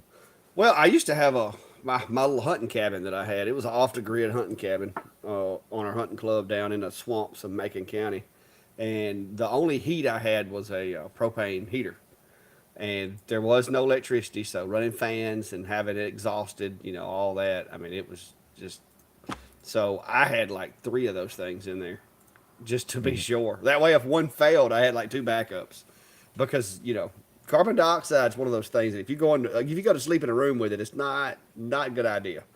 So I made sure I had like 3 or 4 of those things. But as long as it's not too bad, I don't see where it be causing a problem. Most of your propane nowadays burns clean enough that you're not going to get that much off of it in normal use. If it was like a fish cooker or something, maybe. But I definitely take some precautions and maybe get you a couple of detectors and throw down there just to be sure. And just keep an eye on it when you're running it. If you start seeing that the detectors go off when you're running your laser, then there's your answer. You definitely need to look into either boxing it up to where it won't pull the air or putting a fresh air intake in.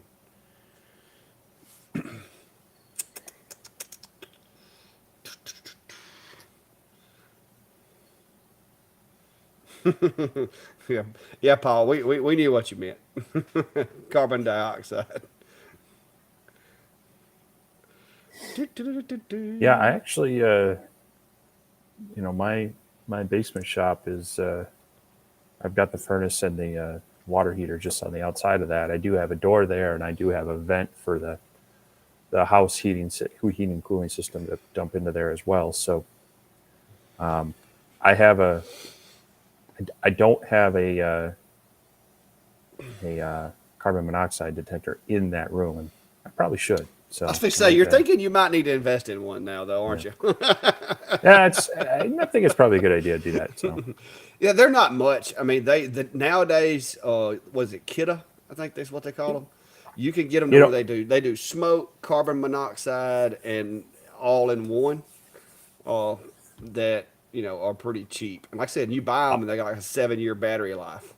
So on the flip side, that's the room that probably circulates the air the most in the house. So because dumping that, I've got that fan pulling 300 and some cubic feet a minute allegedly through my ventilation system. So it's probably doing more good in actually expelling, because they say all that stuff sinks down into your basement and such. So, it's probably doing more to help reduce it in my basement than it is harming. So, yeah, as long as it's moving enough air, I mean, I don't think that it's going to be a big thing. Like I said, just because something's toxic don't mean that you can't handle a little of it. It's when those parts per million get to a certain threshold that bad things happen.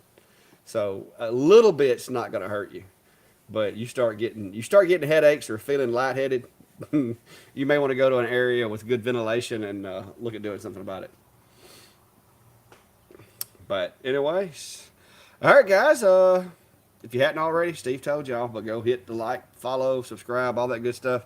And I'm trying something a little different tonight. I don't know if it's working or not, but I'm supposedly streaming to what'd you say it's called now? It's not Twitter anymore. X. X.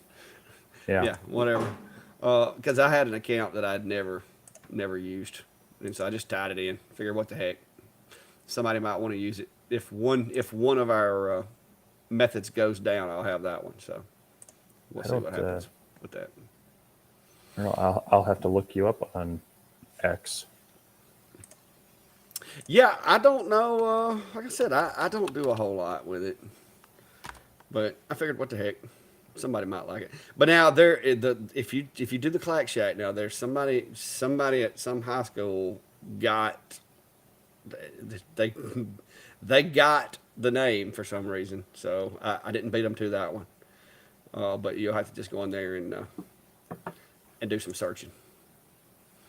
Mine's like Yeah. the underscore Clack Shack. Well, I'm technically there on Twitter or X, whatever you call it, and no one had my name, so it's just Vintauri. So Well, you wouldn't think anybody'd have the Clack Shack, but apparently it's pretty. Oh, and it actually is streaming live. I just found that out. No, nobody's watching. Like zero, goose egg. But hey, to be expected. Question right there. Uh-oh.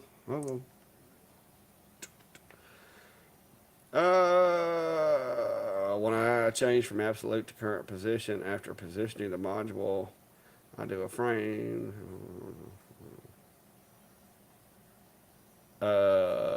If you switch to, if you're on current position, that means that however you've got, hang on.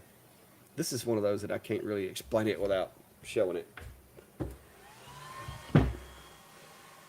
Current position basically means, and there's a couple of things you need to know about running current position, because you're basically tricking your machine into thinking that it is located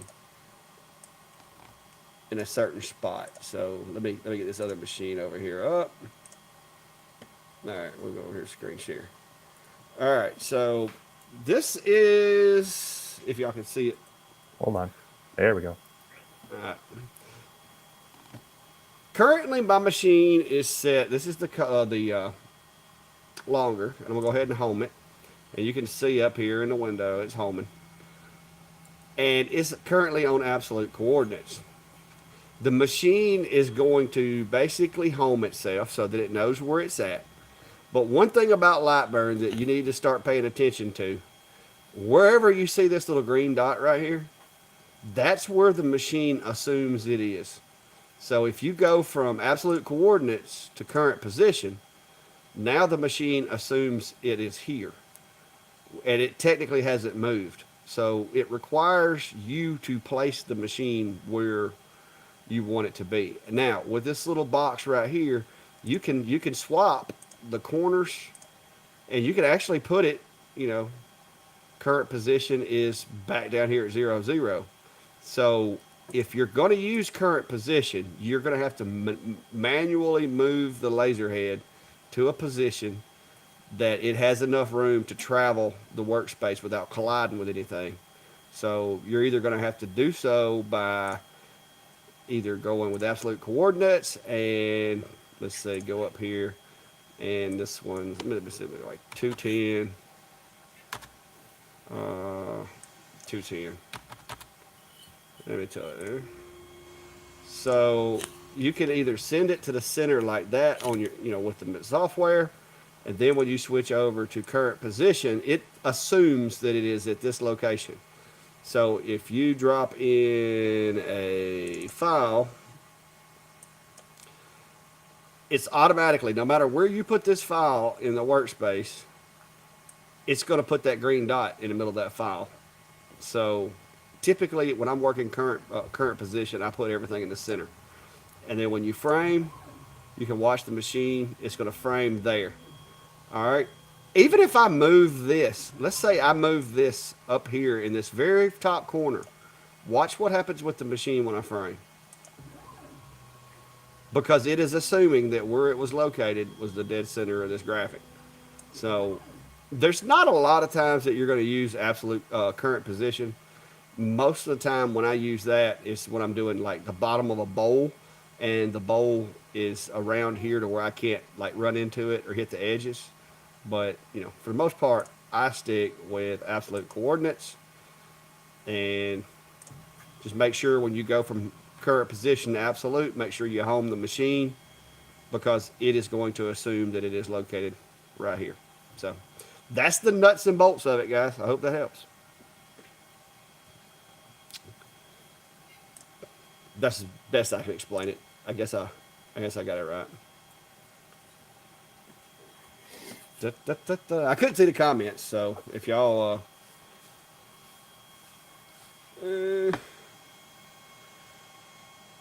well, Jack, if you've got multiple graphics, it's going to put the current position in between them, depending on whether you're not whether which part of that little dice you selected. But yeah, but yes, you need to technically. It's easiest to move it by hand. The only time I really use current position is if I've got something that's round and I don't want to take a whole lot of time trying to, you know, create a jig and circle it. But most of the time, my cameras make it real easy. But you mark the center, move the laser over, hit laser fire, put the blue dot on top of the center of the material, hit current position, and as long as it's not too big, then you're good. But but yeah, yeah. Watch that little green dot, Tom, because that's where the machine assumes it is. That green dot makes all the difference in the world. It usually gets me when I go from rotary to no rotary because I switch from current position back to absolute, and I forget to switch it. But anyway, let me turn this machine off. Longer is not quiet. No, it's not. Fire extinguishers. I have 3 levels of fire extinguishers. Level 1. So far, in 2 years of Yeah. laser engraving, I've never made it past level 1. This is level 1. This is an old Windex bottle with some nice tap water in it. And this is usually what I have to do. That's usually all it takes. And that's usually when I'm doing something I probably shouldn't have been doing to start with. Yeah, that's. I have just a little spritzer or a spray bottle like that with some water in it, and that's all I've ever really had to use. I do tend to have other fire extinguishers available in my shop as well. If you're really concerned with damaging it, then definitely you would need to look at a CO2 type of extinguisher, but they're very expensive. And if you're at that point, I'm going to be more concerned of saving my shop or my house more than am I damaging the laser. So, Yeah.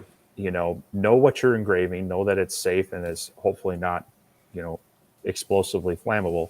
Have a little spritz bottle there for when things flare up.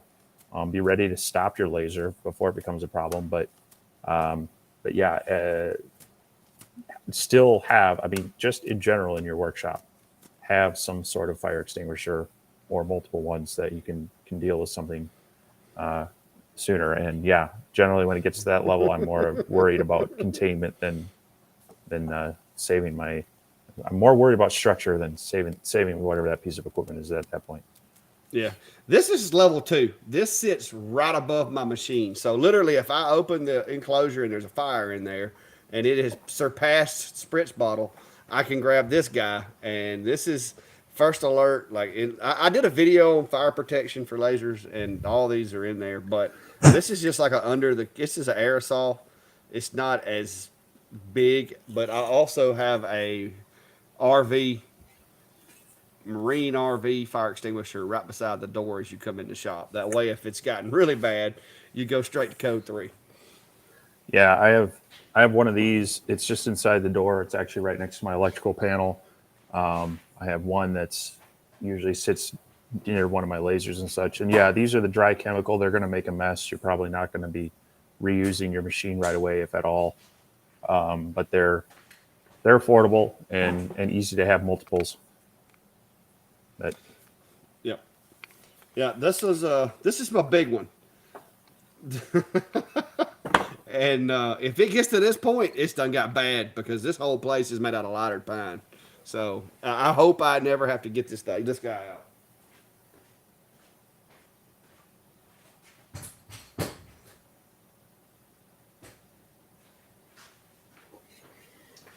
Best practices: don't leave your machine alone, and if you do, uh, leave it alone. Don't leave it alone for very long, and make sure you're just not going too slow.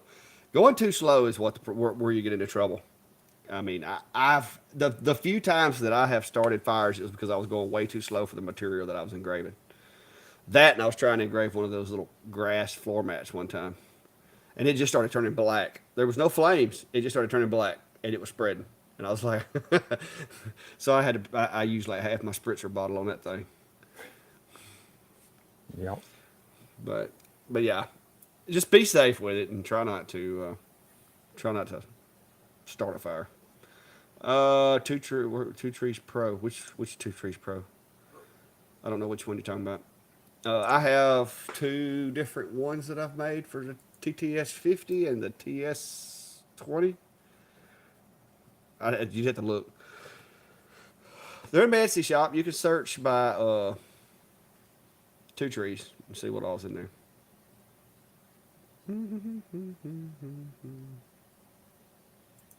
Okay.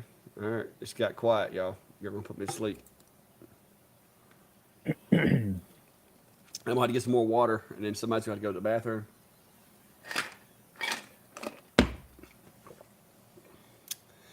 All right. Comments, concerns, cares, something, Brian, something funny, whatever. We're slowing down here, guys. It's an hour and 47. Everybody's like, okay, I've had enough. But yeah, Tom, you got to watch that when you switch from rotary back to regular engrave because I run my rotary on current position. It's just easier that way. Oh.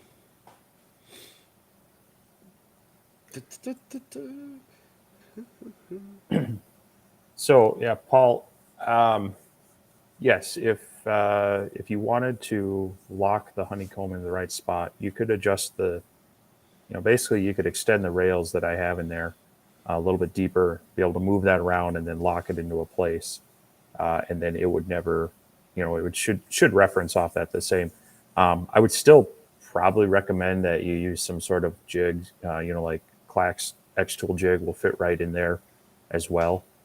So it would fit on top of the plate and right on top of the honeycomb the way it's made.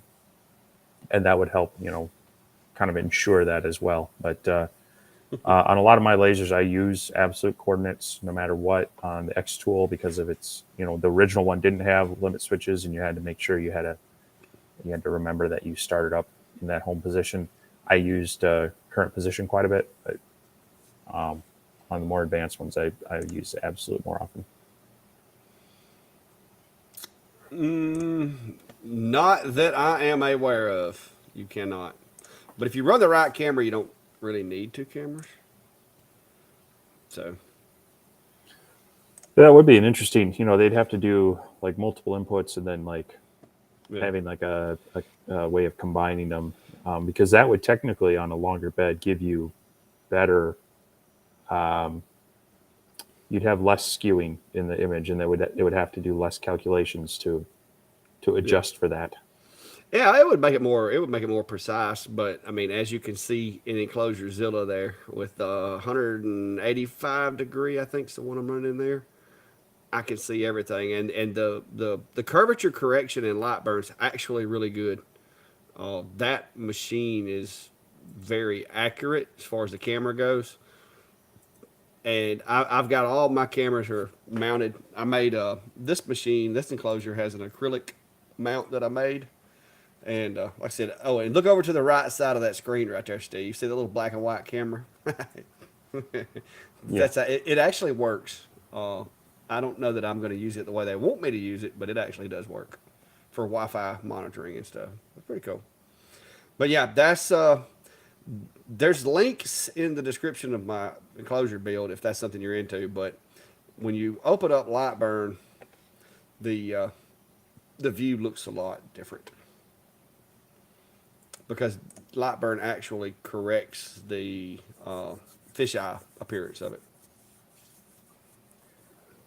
So Chad, yes, they've been teasing CNC support in Lightburn for a while, and I've noticed that in they're having their what are their Lightburn Expo or conference in Peoria, Illinois, towards the end of October, and I've seen the schedule, and there are some sessions on CNC work. So I've got to imagine they're going to be releasing it either right around that or maybe just before it. I've been toying with going to that since it's about a 6-7 hour drive for me, and would be some interesting information. And it looks like there's a number of even laser manufacturers that are going to be supporting it as well, maybe there. So I may break down and I'm going to have to decide in the next couple of weeks because I think they're closing registration by September 15th. But I would guess that since they're presenting it at that conference or exposition, that it'll be released right around that time for people. So I'm curious about it. I mean, I've got Vectric and I'm happy with it, but as something that there's a lot of people that have been working with diode lasers and they want to get into CNC routers and such. I think that would be very advantageous for them, not having to buy another piece of software and relearn it. So I'm very curious, even though I'm really happy with the stuff I have. So Yeah, I would like it if they did, because it'd be a lot easier migration for me. But now I've been cramming some Fusion 360, so I'm getting a lot better at that aspect of it too. Oh, ha! Look, I've made some other stuff, but this is my latest creation. That's right. That's right. It's a cable holder, and yeah. So I've got these down to where I can make these in like 10 minutes. I haven't used one yet, but I've made them. And I designed this from scratch, bro. 2 weeks ago, I couldn't make a ball in Fusion 360 hardly. well, actually making balls in CAD are pretty hard. It's not really, doesn't appear to be that hard in Fusion. I mean, just saying. 'Cause I made a couple of them accidentally.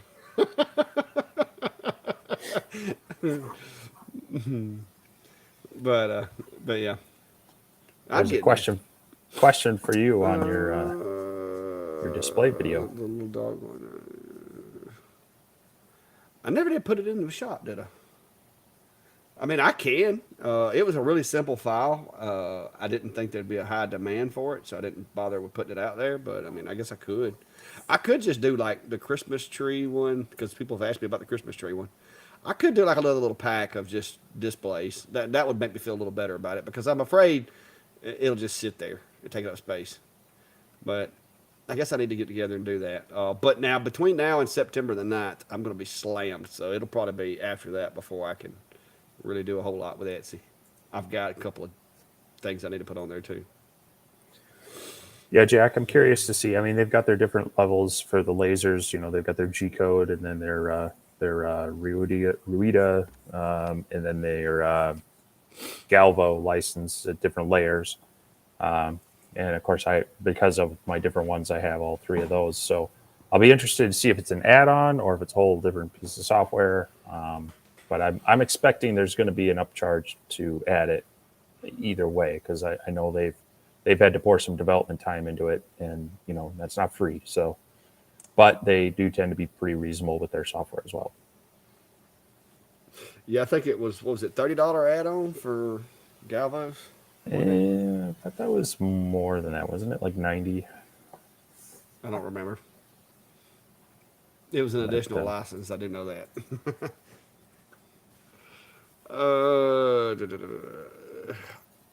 I haven't. I don't think CNCs. We've had this discussion before, but to me, CNCs are built for the CNCs kind of like taking a dump truck to the racetrack. I mean, CNCs are made for heavy lifting and not necessarily speed, whereas lasers are made for speed, not necessarily heavy lifting. So, I mean, if that's all you had and you wanted to put a laser on it, I guess it would be cool. But I don't know that it would perform as well as some of the really cheap lasers that are on the market right now because it would just be really slow. What is your thoughts, Steve? Sorry, I was double checking the price on that. It is $90 upcharge. Is it not? So yeah, the JTech 24 watt is basically a diode laser, and they've made it for various CNC machines and such. My thing on it is I like to have my machine separate because, as you mentioned, CNC is made for plowing through heavy, thick material. It's got to have more torque and more rigidity, and therefore you lose speed. The lasers tend to be lighter weight and able to move faster. That's why you can't necessarily put a milling head on our diode lasers and expect it to be able to work as a CNC router. So if all you have is the space for your CNC machine, you want to add a laser to it, by all means, it's a good way to add engraving and such. But there's always a trade-off. Anytime you have these multi, it's the whole jack of all trades, master of none kind of scenario. Is you're giving up something to be able to have that flexibility. Now, the whole part of that is that if that's all you have, it might be better to have a jack of all trades that can do a little bit of everything versus only having one that can do specialty things. But it's been an option for a while. But for me, I like having the separate machines. Yeah, and it's not that I have found that it's not that hard to go from a CNC file over into Lightburn or from Lightburn to a CNC file. So if it's one of those projects you want to do both, as long as you're good at framing, it is very doable. I think I've had pretty good luck with it so far. Because I've done a lot of projects where I cut the inch and a half wood on the CNC and then bring it into the laser enclosure and engrave it. Ooh. Not sure whose video they're talking about here.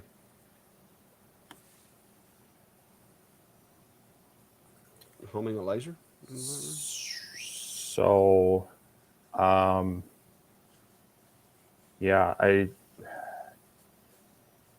if you're in Lightburn and you're missing a window over on the right side, you got to remember you can always add those windows. So like if you don't have the move tab, you can go up to window and check that one if you're missing some settings there.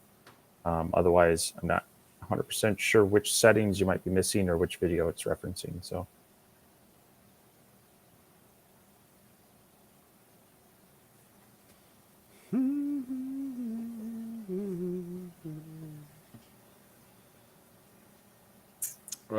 He said it's 150 watt full spectrum CO2.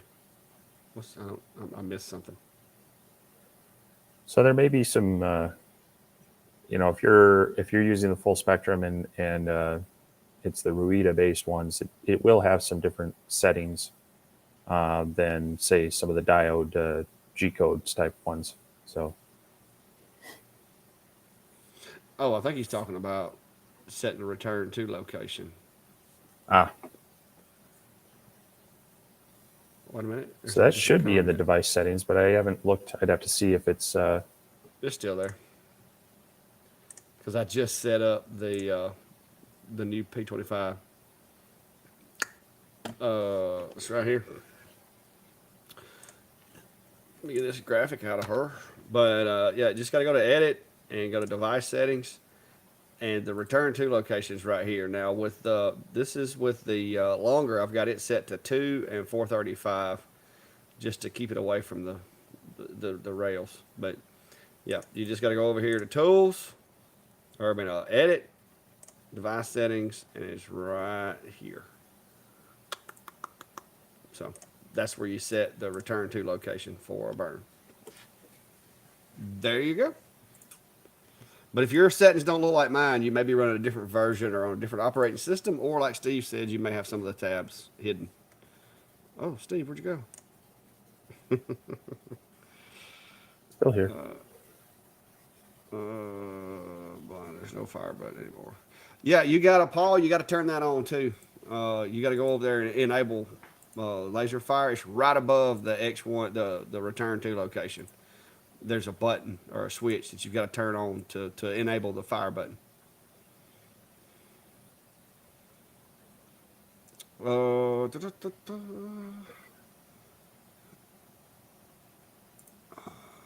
What's your current favorite? Ooh, see, we done had this conversation once. Right now, I like the big work area. Now, if I didn't need the big work area, the ASMR P2 is really impressed me out of all the machines.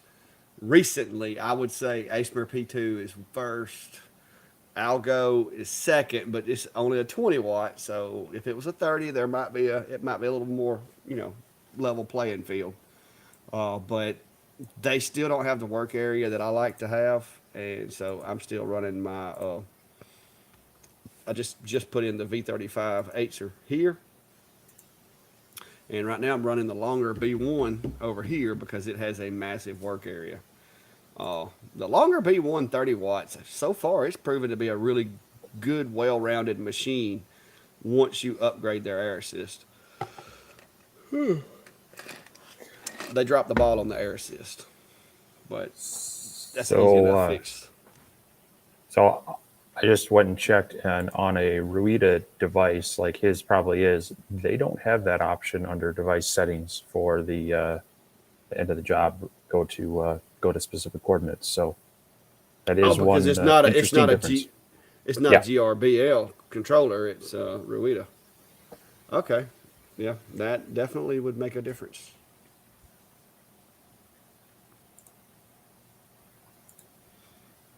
Why not? Did you get that? It's Steve can explain it to you. He did the research for you. Well, I'm not sure why they don't have it there. Because they're still using absolute coordinates and such, but Lightburn doesn't have that option in for their Ruida based lasers. So unfortunately, it's not there. Yeah, it's probably got something to do with the controller doesn't have the circuitry to perform those functions or whatever. Oh, I would imagine because you would think if it could, they would make it do it. Yeah, again, I mean, it's got the homing buttons and it should be working off of a coordinate system from there. So I'm not sure why it doesn't have it. So I tell you one thing that I learned about the Galvo version that I wish the regular version has is the Galvo has that audible where it plays a sound to let you know your burn's done. I wish that worked for diodes. And if it does, I haven't figured out how to make it work yet, but it works on my Galvo. Like when it finishes, it'll be like, but it will not do it on my diodes. And you would think that'd be easy enough for them to add.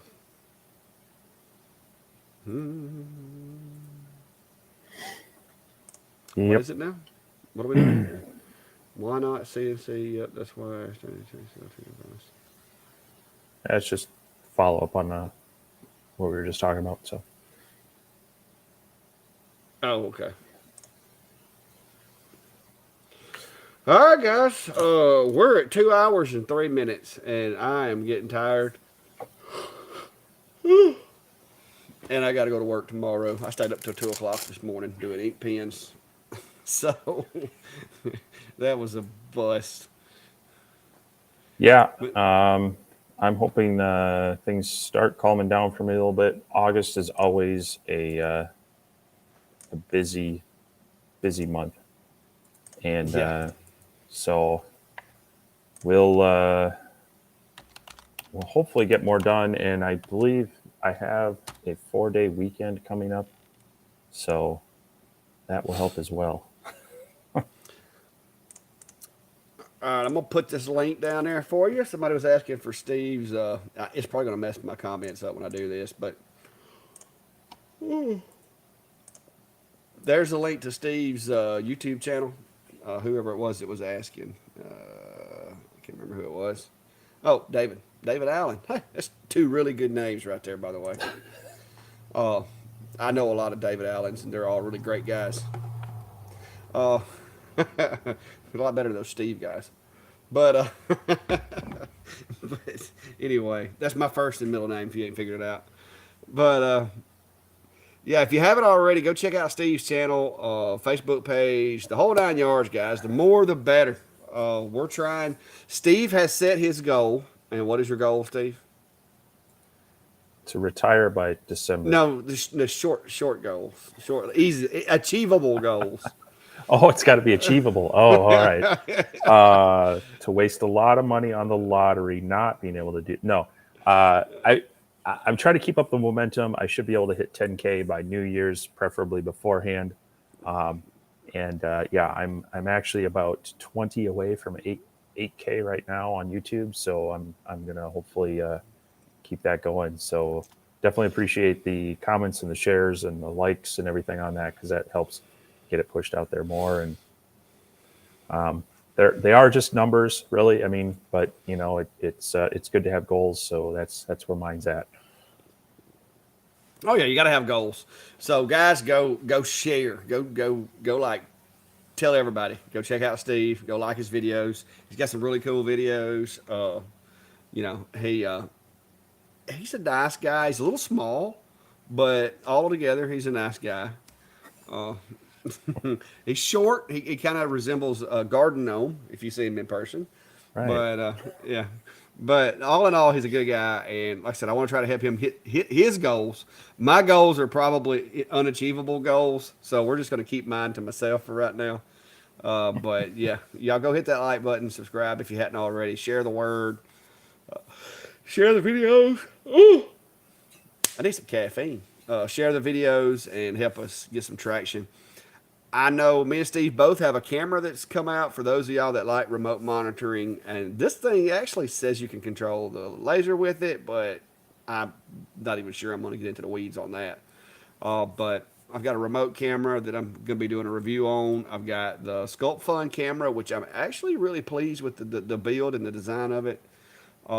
As well as I've got the V35 up and going with the extensions on it. I got to be doing it. And for your bee people, I've got a honey extractor over there, so I got to go pull some honey and get me a few jars before it gets too cold. So I've got a lot of stuff backed up that's in the queue, and still got to keep my jobs going and events and stuff. But September the 9th, if you're in Alabama, go come check it out at Pedals from the Past. There should be on my Facebook page a link to that event. I'll be there. May will be there. Cog Hill, Chestnut Hills, Hoss Tools. There's going to be a whole bunch of folks that play on YouTube at the event. So that's what the ink pens are for. So you can stop by and get yourself a Clack Shack ink pen. Well, I moved them. But you can stop by and get yourself a Clack Shack ink pen and maybe even win a laser. I don't know which one's going with me, but one of these lasers is leaving here. And just so you know, the smallest machine on my wall right now is a 20 watt. So there will be a 20-watt laser giveaway that day. I'm going to have a little barrel. You're going to buy a ticket, put your phone number on there, put it in the barrel, spin it. And at the end of the day, I'm drawing a name out of the barrel, and whoever's name's on there gets it, whether I have to ship it or you pick it up or whatever. So there you go. Anyway. Very cool. To you, Steve. Very cool. I know you got your event coming up too.